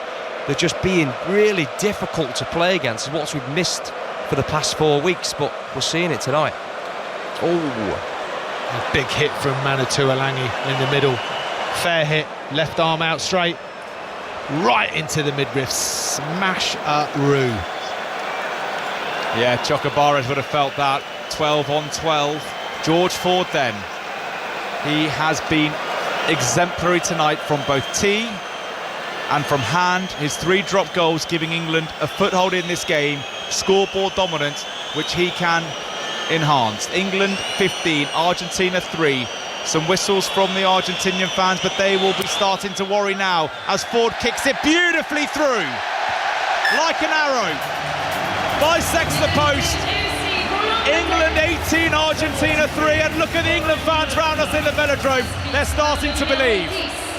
and so they should. I mean, there is still 27 minutes to go, but my goodness me, England are so in control of this game. I mean, it's they are wringing the neck of the Pumas at the moment. Go on, Matt. Carreras kicks off, Manu Tuilagi sets it up. And Mitchell digs for the ball and prepares to clear. And how much of this, Matt Dawson, is about composure from England as Mitchell kicks beautifully down the touchline. Yeah, what are we on, 15 points? It's a lovely clearance, isn't it? 2 clear tries. Do Argentina look like scoring a try? Absolutely no chance. No. Alex Mitchell's had some really good touches on it tonight. Yeah, he's played solid. He's a threat, you see. All of a sudden, he's a threat. Earl's a threat. And you've got to mark him. You've got to squeeze him tight. You've got to look at the fringes. And then the defenders on the open side just have to check a little bit, and therefore it might be on for a little tip-on from the England forwards in the midfield. It's all connected with the energy that the types of players are on the pitch, and previously it wouldn't necessarily come from Ben Youngs, it wouldn't come from Danny Kerr, because Danny Kerr has a different way of attacking than Alex Mitchell, who looks like he can offer the ball as well as make the break himself. I tell you what, the ref is on Argentina's case. It's a free kick for not forming the line-out and a scrum for England. But let's just nip to the tennis, and David Law as we wait for the scrum to form. An immediate break of serve for Aryna Sabalenka, the world #1 at the start of this match against the home player Coco Gauff. The New York crowd are silent at the moment. It's 1-love and 40-15 Sabalenka. Commentary on 5 Sports Extra. Nice one, David. We'll be with you at the conclusion to this game. 25 minutes to go here on 5 Live. England looking for a scrum penalty. They're motoring forward. They're going to get one here, I think. No, just went out before the referee was going to put his arm out. George Ford with a spiral bomb, but well taken by Malia. Oh, England were going forward. Could they have just kept that in for another split second and then forced referee Reynal into a decision? Good kick from Malia. Ford scampers around the backfield, looks to poke it down the tram line. He's put it out on the full. So a couple of little things there, Chris Ashton. Not quite going England's way, and Argentina have the line out inside England's half. Yeah, normally we would be saying, don't kick it, play, attack. But I can understand it in this situation. We're just trying to get as much possession as we can, feed it back to the Argentinians. Not in great field position. It's a good returning kick from Argentina, and George unfortunately just took it off the pitch. Argentina throw, Chesham's up there, Atoje's up there as England spoil the Puma line out. Excellent work from the England second rows in tandem. Real good kind of urgency about England and everything they're doing now. They know they are on the brink of a famous win, given their build-up, given the circumstances, given Tom Curry's red card. Penalty England again. Argentina are offside. It came off the knee of a Puma player. A posse of forwards offside. And you know what George Ford's going to want to do here? I thought you were going to say Argentina are all over the show, because they are, as well as being offside. And listen, we're well aware that George Ford is going to be player of the match if things carry on. But we haven't mentioned yet, and we have to, Manu Tuilagi as a flanker today has been tremendous on those offensive scrums.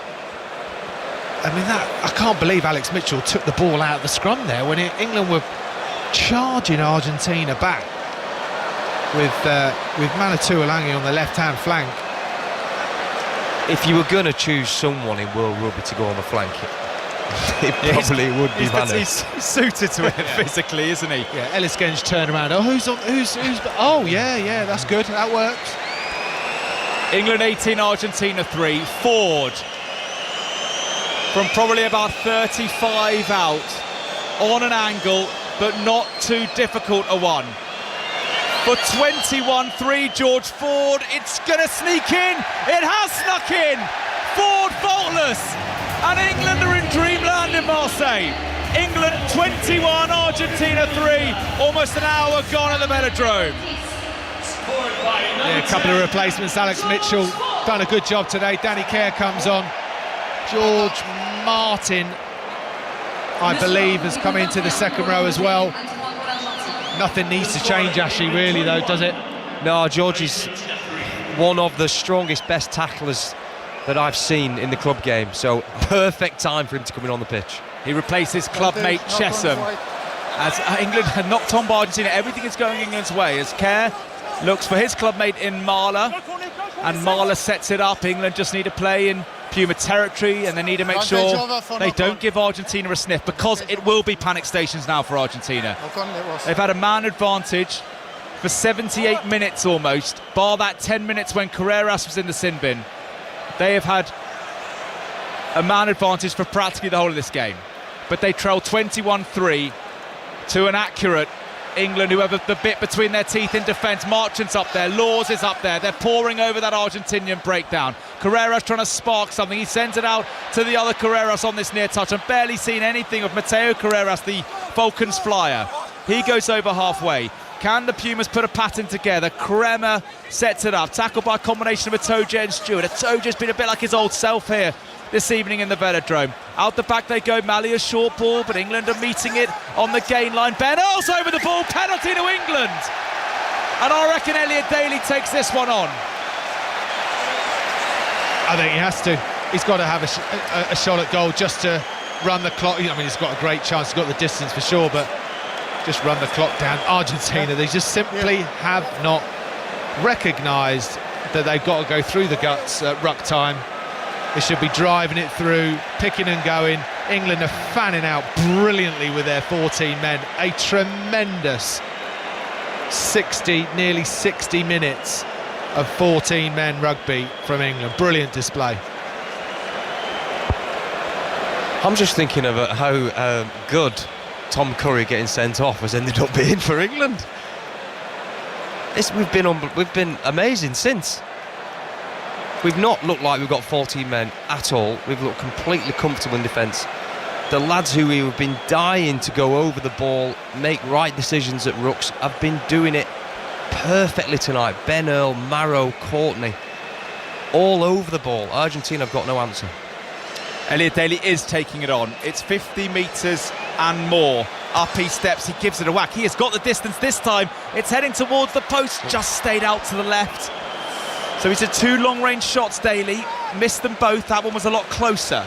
Stays England 21, Argentina 3 into the final quarter here in Marseille, Matt Dawson. Yeah, very much the control that England have been looking for a long time. Let's not get too carried away, because Argentina have not been anywhere near where we thought they were going to be. However, England are at 14 men. That is the focus. And also the big players have stepped up today. We've been asking a lot. Well, there's Atoje right on cue. Just you say that, Matt. Atoje winning a loose ball as England again edge the kicking battle as the Pumas knock on. Ford goes cross-field asking May to chase. Not seen a lot of Johnny May, not been a game for him. He's almost up there. It's been knocked on by Argentina, so it's going to be a scrum to England. That's twice in a row they've kicked and regathered. Danny Kerr digs for it. Out to Earl out the back to Ford. Oh, they're even playing here, England. Daly with a little kick through. Was Ford taken late? Are Argentina just going to start to lose their discipline? Daly's kick goes out, dead. So it'll be a scrum back. England actually sort of almost overplayed a bit there, Chris Ashton. I don't come back to the knock-on. Matt Reynal said there was no advantage from the knock-on by Argentina. So it'll be a scrum to the Pumas round about the halfway line. 17 and a half minutes to go. England 21, Argentina 3. Was that the hesitation from Danny Kerr at 9? Slightly. We haven't seen that from Mitchell. He's been in and away. That hesitation causes George to get smashed at the back. I think there's been a couple of rucks where DC's getting there very quickly, but he's looking for the passes. Well, a water break at the moment, so maybe a couple of minutes. Yeah, it just the ball needs to get away from the rucks that little bit quicker. Yeah, as Matt Dawson was saying, it is a water break here. They're happening halfway through both halves. Let's go back to the US Open. Goff against Sabalenka and David Law. And the New York crowd has found its voice now, because Coco Gauff has met the challenger Aryna Sabalenka, breaking back for 2 games all. It's game on here. Commentary on 5 Sports Extra. Cheers, David. Yeah, that's shaping up to be a good one at Flushing Meadows. Coco Gauff, Ariana Sabalenka, and as David says, over on Radio 5 Sports Extra, and we'll be going here on 5 Live to the US Open final at the conclusion of England against Argentina, which has 17 minutes left to run. England 21, Argentina 3, 14-man England, with Tom Curry sent off in the 3rd minute, have kicked 21 points through the boot of George Ford. Sensational effort, 4 penalties and 3 drop goals from the Sale number 10. As Argentina make, I mean, Matteo Carreras, Chris Ashton, has come off for Matis Moroni, so if we wondered whether the Pumas would play, he's a man who could make things happen, but he's been replaced. We just haven't seen it tonight. We've not seen any spark from him. He had an opportunity early on the far left side over there, and he chose to kick, and it went out on the full. Apart from that, I've seen him drop 2 or 3 passes and kicks. No, the guy that has come on, Mateusz Moroni, I played with him at You played Leicester. with him? Of course. You played with everyone, haven't you? He's a good player, and he can make things happen. He's a talented player. So England have got to watch out with him. 17 minutes to go. England 21, Argentina 3. A converted Pumas try would put the cat among the pigeons. They're going to get a penalty here. England are going to get the penalty. Well, we mentioned the Maturrenaus on Argentina's case, and even when the Pumas were going forward, they're the ones who missed the means. England penalty. Don't think Daly will take it on for a 3rd time. And I imagine George Ford will go to the corner and England can revert to their maul. That's exactly what's happening, Matt Dawson. Yeah, we obviously don't know the real ins and outs of the communication between both sides and the referee, but Matteo Renaus, he's had enough, hasn't he? He's had enough. Oh, look at Ford here. He's gone for broke and he's kicked it to within 5. Everything is going for England, but they're also taking it on. George Ford is taking this game in his hands. He's kicked 21 points. Everything he's touching is turning to gold. And England have a 5-metre line now. They can perhaps kill off Argentina here. A converted try, and it's hard to see this ragged Argentina coming back. Taken by Itoje. Argentina competing. There's a hole in the wall for them to drive through. England's backs are getting involved. Marchant's in. Tuilangi's in. It's a 10-man wall with only 4 Englishmen out. They've got no one to Danny Kerr's left, practically, bar Ford. Manu Tuilangi now leaves them all. Good defence from Argentina. Tuilangi sets it up. Is Ford thinking about drop goal number 4? 6 metres out, England. I reckon they need one more carry. They got a penalty, England, even better. Kick a ball for Ford. I don't think there's any question about whether Ford was looking for the drop goal there. Sat in the pocket, ready to go. Again, just sensible thinking, good decision making. This is a very different England side. I know they've been. George Ford has kicked all his goals. He's had drop goals, but the decision making about what is in front of them, given the conditions, given the pressure that England have been under with their poor summer series. I mean, the momentum shift and the confidence shift in this England side for the rest of this tournament from this game is huge. Absolutely. And Steve Borthwick said all along, we've spoken to him all through the summer on 5 Live and across the BBC, said it's all about the 9th of September. He kept saying the plan is to peak then, and England are 21-3 up, and Ford will have a kick here, Chris Ashton, to go to 24-3. And you may have heard over the ref mic, Julian Montoya, the Leicester and Argentina hooker, the Pumas captain, in dialogue with Maturrenaus. They cannot get on the right side of the ref, Argentina. And if you're England, you just go let's keep it as it is. As Courtney Laws comes off to a hero's reception from the crowd here, and many English people around us are on their feet. Ashi. The biggest change, one of the biggest change for England has been that small talk between each other. They've looked on their own a lot of times the past 4 weeks. They've looked playing as individuals, but tonight's been drastically different. You can hear them talking to each other on the ref mic. It's Maro, get out of it. Manu, get out the ruck and carry the ball. It's clear. And that comes from the experience that we've got in the leadership group, which we all hoped were going to come through tonight. I think we've just seen a real stark change in the level that we've been at compared to previous weeks. It reminds me a bit of that Ireland game at Twickenham. Do you remember, Matt Dawson, when Charlie Ewels got sent off after a minute? And then England, yes, they played a very, tight game, but they were a bit more accurate. Everything was a bit more just on it, wasn't it, from England? This squad of players, they love adversity. And I can't sort of tap into it when they're favourites. Ford bangs over another one. England 24, Argentina 3. Ford can't miss. It's the George Ford show in Marseille. England 24, Argentina 3. All happening here, all happening in New York. Another break for you, David Law. It's gone to the world number 1, Aryna Sabalenka. Huge power being struck by her on every ball, always targeting the forehand of Coco Gauff, which often falls down for her, and she's a break behind. The New York crowd are quiet again. 3-2 down. Commentary on 5 Sports Extra. Nice one, David, as he says. US Open final, Coco Gauff, Aryna Sabalenka over on Sports Extra. Lewis Ludlam is on for Courtney Lords in the back row. 13 and a half minutes to go on 5 Live and BBC Sounds live from Marseille, this spectacular velodrome. As Kerr flips it out to Marla. And England from inside their 22 are just taking their time, and that's all they need to do. They have Argentina on the run here. The Pumas have been desperate since that red card to Tom Curry, but England have had such an intent and an accuracy about what they've done. As Kerr hooks it to touch and finds the sanctuary of the touchline. England's lead 24-3, Chris Ashton. You actually missed it, Jones. We just saw Steve Borthwick on screen laughing. Tell me when that's happened. Smiling. No, he was chuckling. That's harsh. He was chuckling. Oh, chuckling. Okay. Well, maybe he feels England are getting all their bad luck from the August, all the injuries and etc. He said maybe he feels a few things have gone their way tonight and it could be overdue. But still plenty of time to go. 12 and a half minutes as the Pumas set it up. England's tackling good as Kremer comes from an outside to win line. Lewis Ludlam's off the line and makes a strong tackle in centre field. Inside it goes to Matthias Moroni as Argentina throws some shape, but Jamie George is rolling away. Oh, another great tackle coming in. That's George Martin. And England are stopping Argentina in their tracks. They drive on again. That's better though from the Puma forwards, and they've got right behind through Petty. Here they come again to about 12 metres out or so. Betranu is tackled by Stewart and Ludlam, but not before he goes to within 5 metres.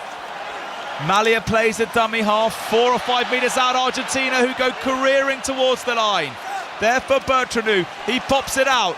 Marla's making a despairing tackle for England, but the Pumas have not been closer all day. They have the man advantage, they're looking to use it. On they go again. Petty might be held up, Gonzalez in there, so too Rubiolo, held up, goal line dropout, and again England celebrate as Owen Farrell, the suspended skipper, has a stern clap.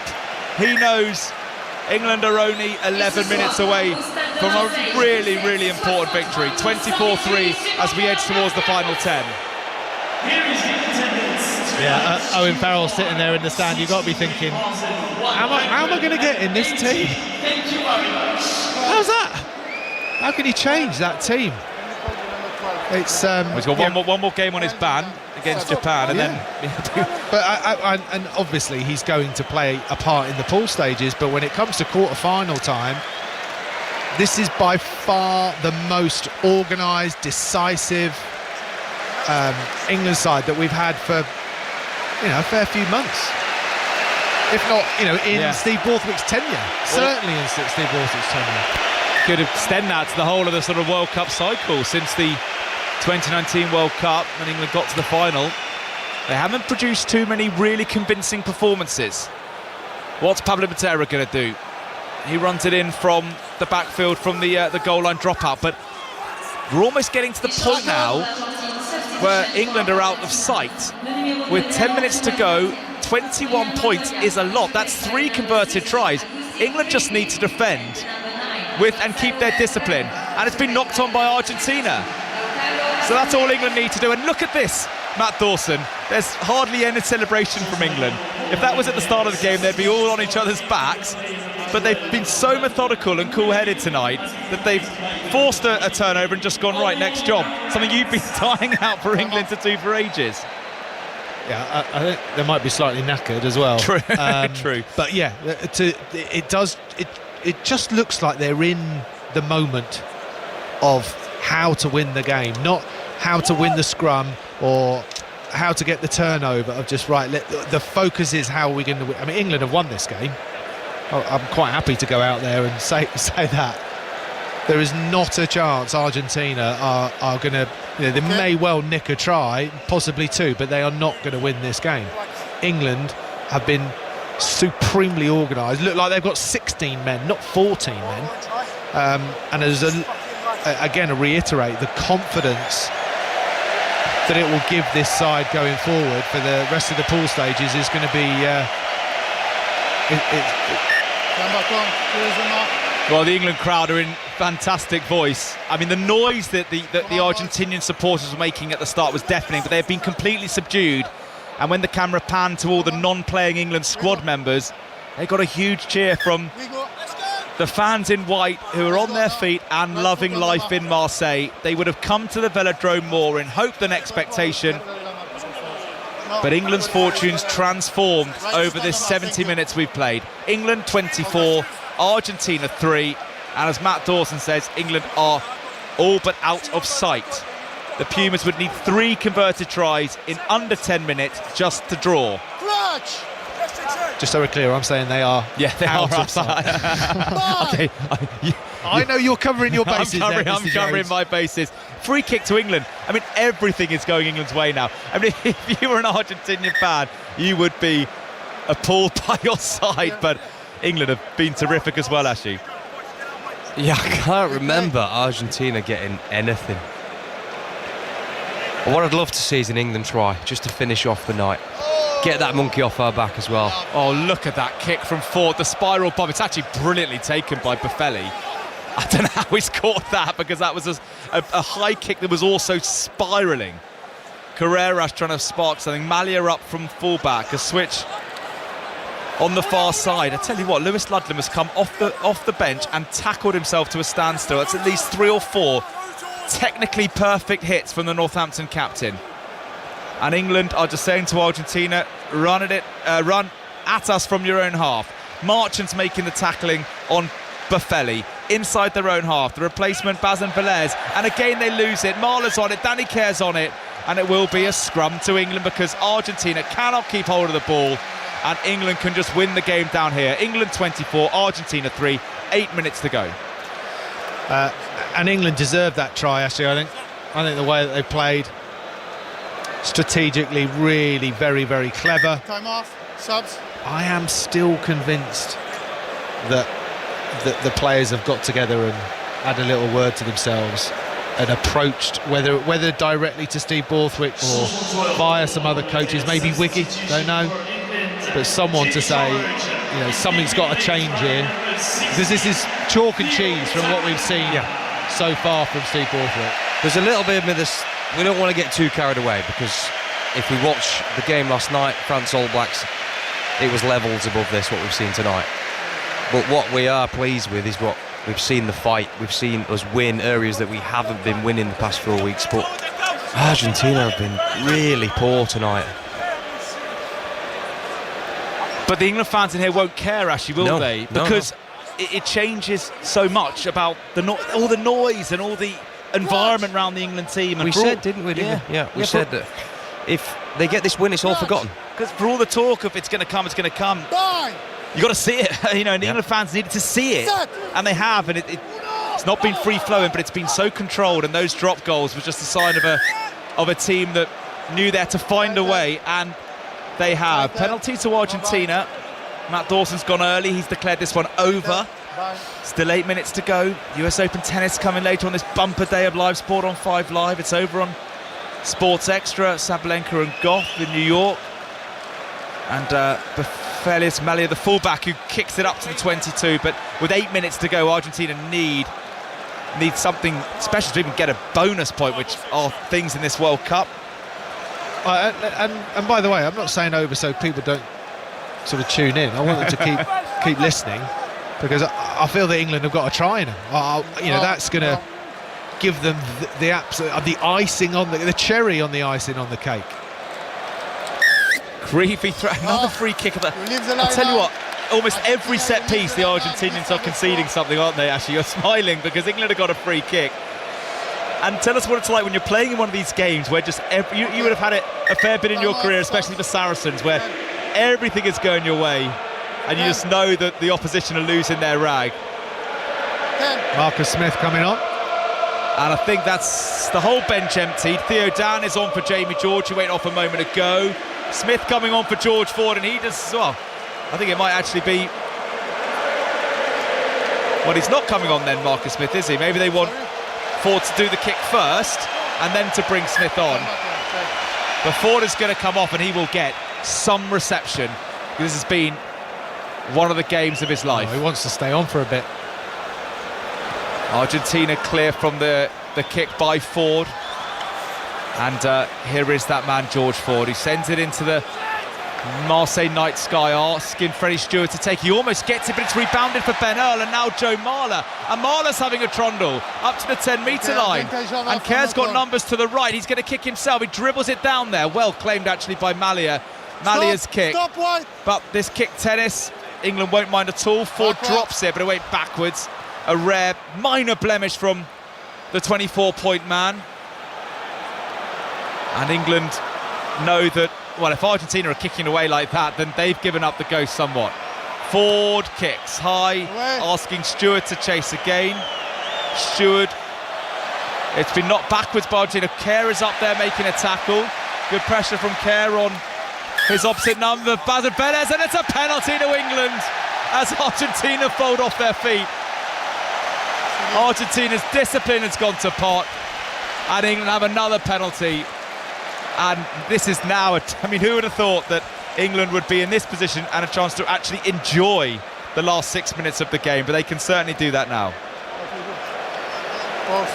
And just his last play, potentially his last play of the game, George Ford. He's gone for post here, Chris. You thought he might have nicked it into the corner, gone for the try, but no. It's just like 27 points. Come on now, I'm just going to buy you a bit of time here, Chris, just to... for you to find out when was the last time England scored 20, a player for England scored 27 points. I feel that Chris would know that.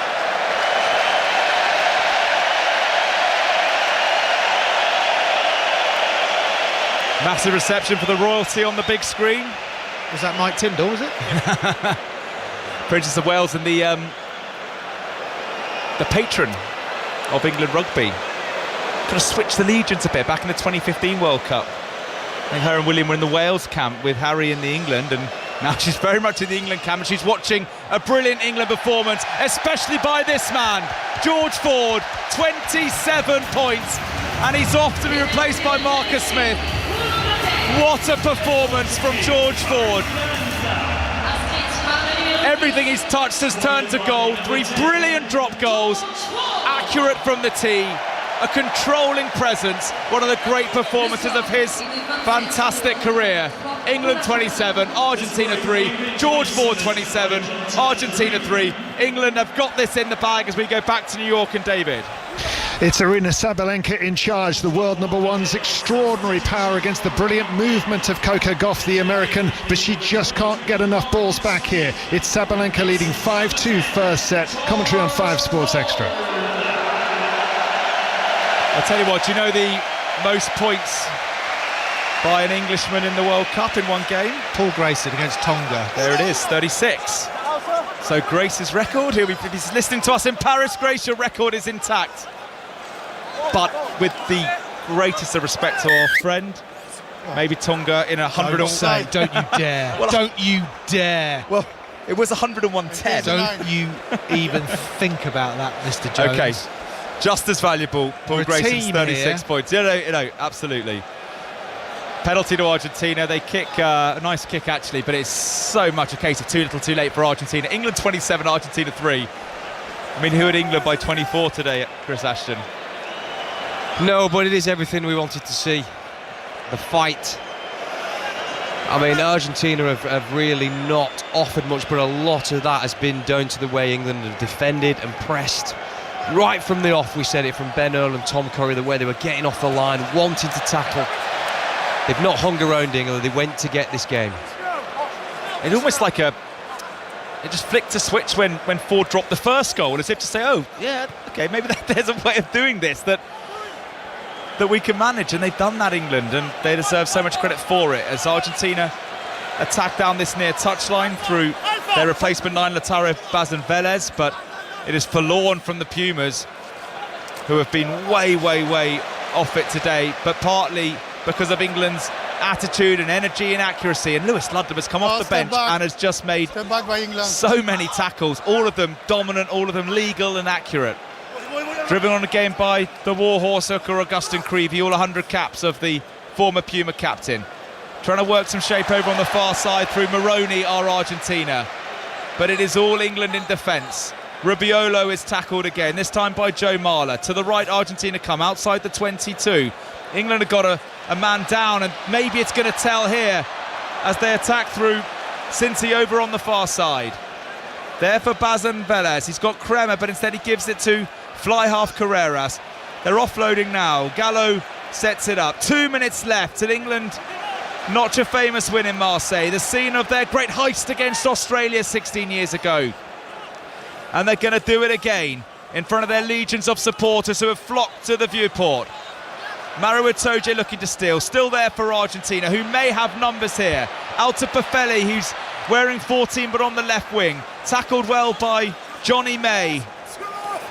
Still Argentina come, 11 phases from the Pumas, but England have this one sewn up at 27-3, and they're forcing Argentina back. There goes Mario Itoje, he's not got much energy, but he manages to make half a tackle. Out it goes to Malia, the man who was at the receiving end of Tom Curry's challenge. The men England played 77 minutes of this game, a man down, but it hasn't deterred them. It's done the opposite. It's invigorated England, who are tackling themselves to a standstill. Surely the English dam will burst. It won't matter, but Itoje's on that trying to steal. A metre out or so, 79 minutes on the clock. Argentina have scored, it was going to come. Try for Argentina, 27-8, but that might be that.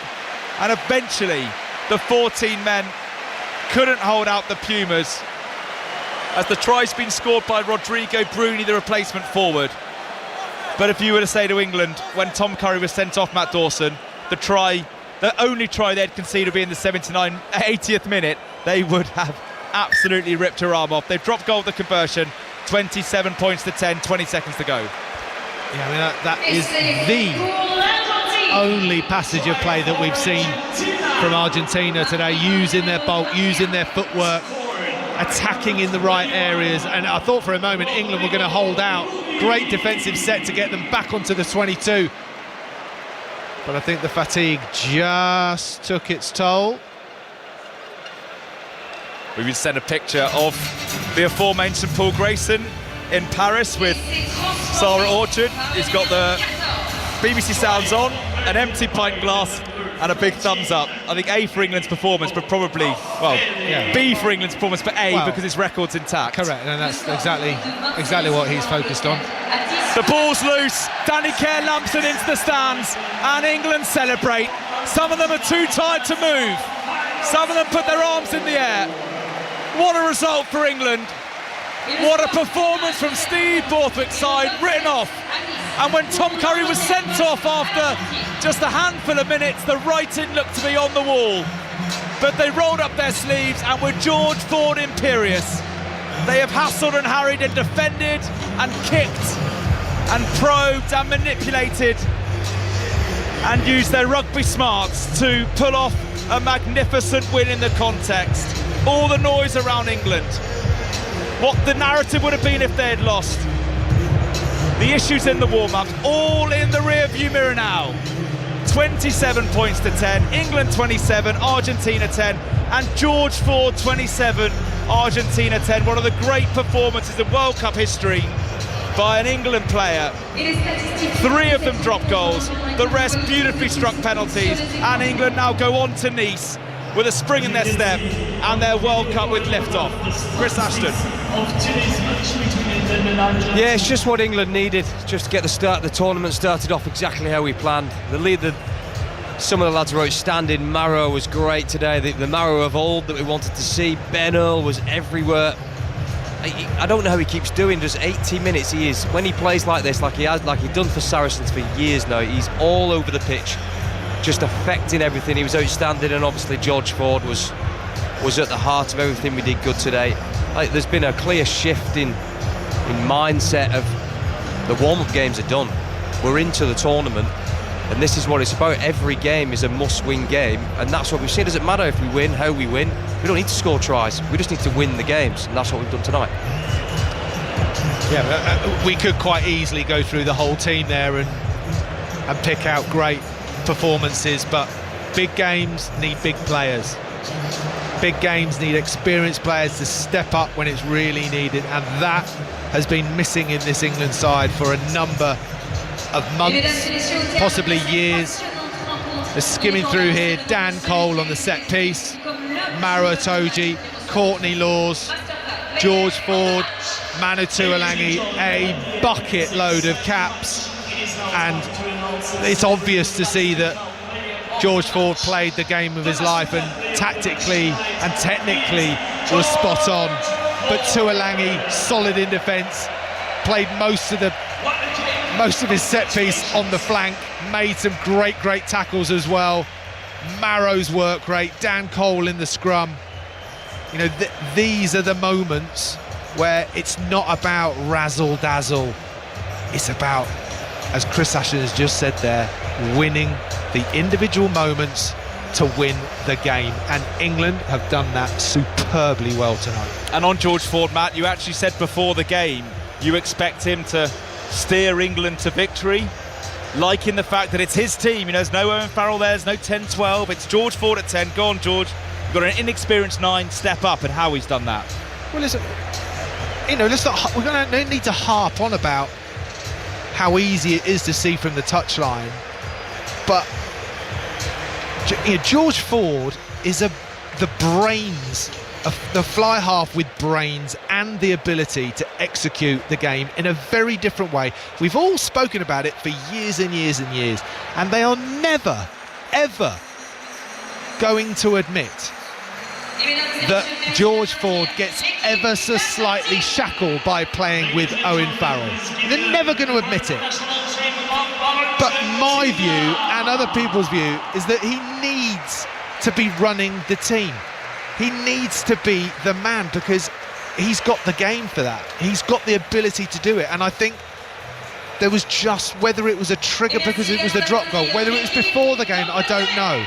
But it looked like for a vast majority of the game today, he was just like, listen boys, I am in charge, leave it to me. A word from Chris Ashton in a moment, but end of the first set in New York, David Law. It has gone to Aryna Sabalenka, the new world number 1, by 6 games to 2. She won the last 4 games of that opening set, and the New York crowd are really trying to lift Coco Gauff, the American, here, because she's got 2 break points against her at the start of the second set as well. Sabalenka is set and a point away from another break. Thanks very much, David. With you and the team in Flushing Meadows, New York shortly. But Chris Ashton, that point about George Ford stepping up and really owning it. Yeah, I don't think he's ever had the opportunity of Owen being completely out of the limelight, and I don't think it's ever been intentional, like you touched on, Dorset. It's because they've played together, grown up together, they've always had each other side by side, so they wouldn't do any different really having George to have commanding of the team and be able to do what he's done tonight. But it has been, he would have had second thoughts had Owen been there, definitely. Would he have taken the drops on? No, because it would have just been he wouldn't have felt as in control of the game, because he's got to look after a second voice, or pay attention to the second voice rather. It definitely wouldn't have crossed his mind. But no, has he started something? Well, you'd know more than any. Is this going to be the theme of the tournament? Well, it doesn't necessarily need to be a theme. It's a way of winning the game, isn't it? It genuinely doesn't matter. We can go back cycle after cycle of World Cups where there have been games that are there for the taking, and drop goals have not been an option and teams have missed out. There have been some that they've won the game, of course they are, but it's an option. For some reason it's been phased out of not just the winning moments at the end, but go back to that first drop goal. George Ford got the ball with no England player near him, he was going to get smashed. And it was like, I'm just going to go for 3 here and drop it. And I think the penny just dropped in his mind to say, well, we're 14 men. Oh, hold on a minute. Yeah, this is probably quite a good tactic here. Oh, let's give it a go. Admittedly, the next one was an unbelievable one from halfway.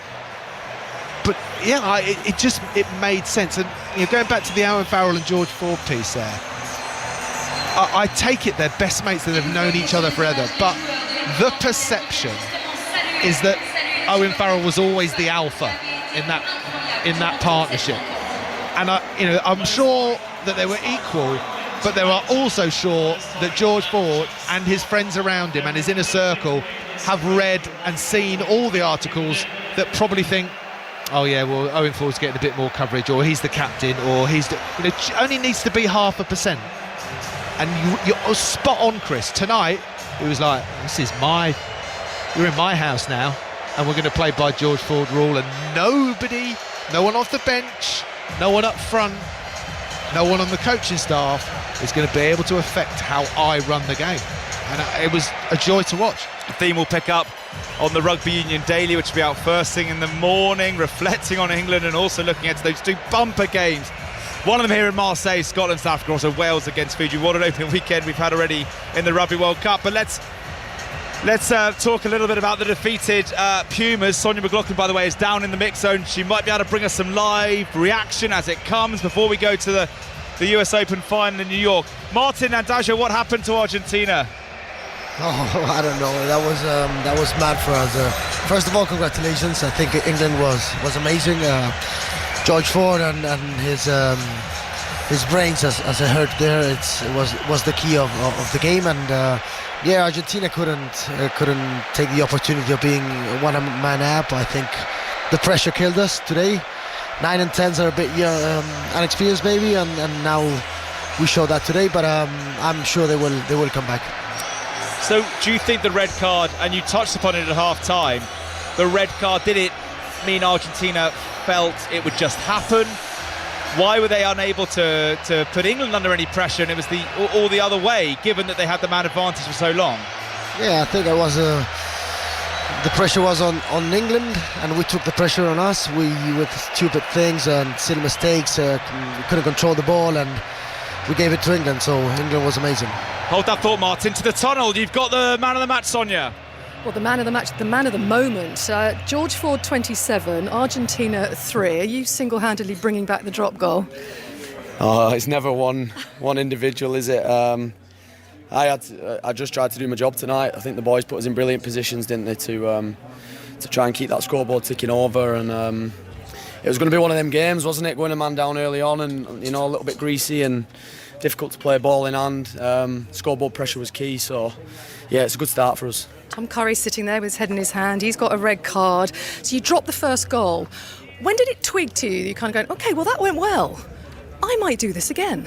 No, look, it's a and again. Yeah, it's a great weapon, isn't it? Like, probably underused. I know you touched on that a little bit earlier, but it can turn games, it can change games, it can create momentum, it can take the wind out of the opposition, it can do all them things, but it's underused, I'd say, at the minute. We see that as a massive part of our plan.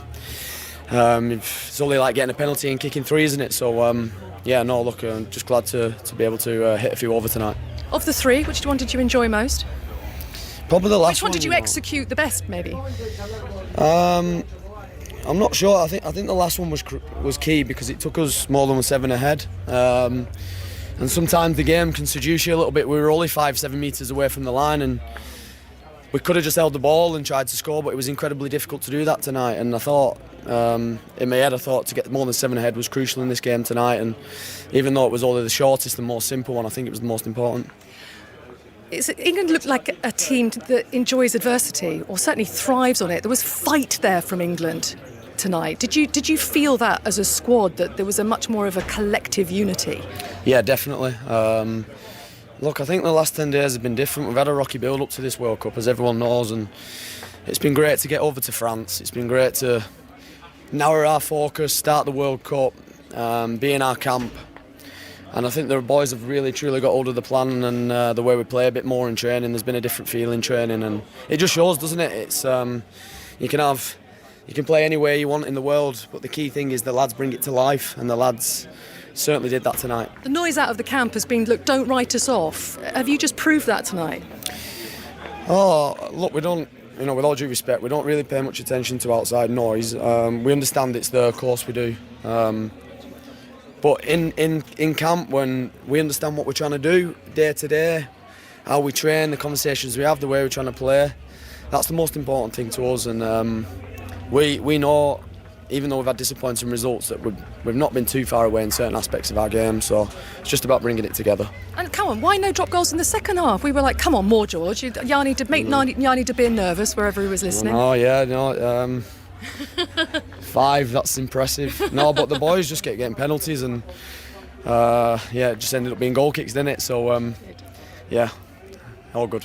Many congratulations Thank to you you. very Thanks much. for talking Cheers, to us. thank you. Thanks very much, Sonia, in the tunnel with the man of the moment, George Ford. 27 points from Ford. Martin Landaujo, final one to you before we go to the tennis. Martin, where does this leave Argentina, do you think? How much will they be knocked? I was thinking about that. I think this is maybe good for Argentina. A bit of a reality and a bit of thinking what happened, and we got 1 week off now, so we can think about that. But I believe this is good for Argentina. It's going to shake them a bit. Well, it's been brilliant having you part of our team. Martin Landaujo, 84 Argentina caps with us on 5 Live Sports. We're over with the tennis in New York very, very shortly with Russell Fuller, David Law and the team. But a final word from Matt Dawson and Chris Ashton. Actually, we've been in Marseille the last few days. Fair to say, the tense environment around England, and you felt it was a bit of a crossroads. They go one way, and they can really go to Nice or back up to their base and do, then down to Nice with a spring in their step, lose, and the pressure ramps up. They've done the first. How huge is that for this England team? Yeah, we talked about the ramifications if they lost this game, just the whole mentality of the fans and the team and where it actually left them. So that's all gone. We've had a hell of a performance tonight. It's just what everyone wanted to see and feel, as being right at the coalface with it, putting pressure on, harassing the opposition. That's what we wanted to see. And it's just, we're in a great spot now, Dawson, aren't we? When we've got Japan next week, Chile, Samoa left in the group. Like, we're now in a good place. Yeah, we're prime position. I think those people that are listening, maybe listening to the commentary, are saying, are these boys getting a bit overexcited? Was it that good a performance? We have to remember where England were over those Summer Nations games. I mean, they were miles away from this performance. That's a significant jump, real progress for this England team, and is going to give them enormous confidence now for the and it's a lovely build-up. Japan, back of this team. A lot of these players will be playing against Japan. Get the game done like they have tonight. Get some replacements on. Play those other games. Blood some of the other players. Give them some airtime in the World Cup. Bang! Get into those quarter-finals. And not that England are ever going to be favourites, but I can guarantee other teams around the world, around France, from other parts of the world, are going to be, okay, maybe England have got something in the locker. They are going to be awkward. He's just sent a little ripple and a message to everybody else that, don't discount us. We might not win it, but don't discount us. 1 foot in the quarters. I think so. Just 2 wins from Chile, Samoa and Japan, and England would have taken that, goodness me, after their build-up. What a result for England, what a performance. England 27, Argentina 10. Reaction to this famous England win on the Rugby Union Daily, out first thing in the morning, but now we're off to New York for the US Open. Can Coco Gauff get back into it against Aryna Sabalenka? Over to Russell Fuller.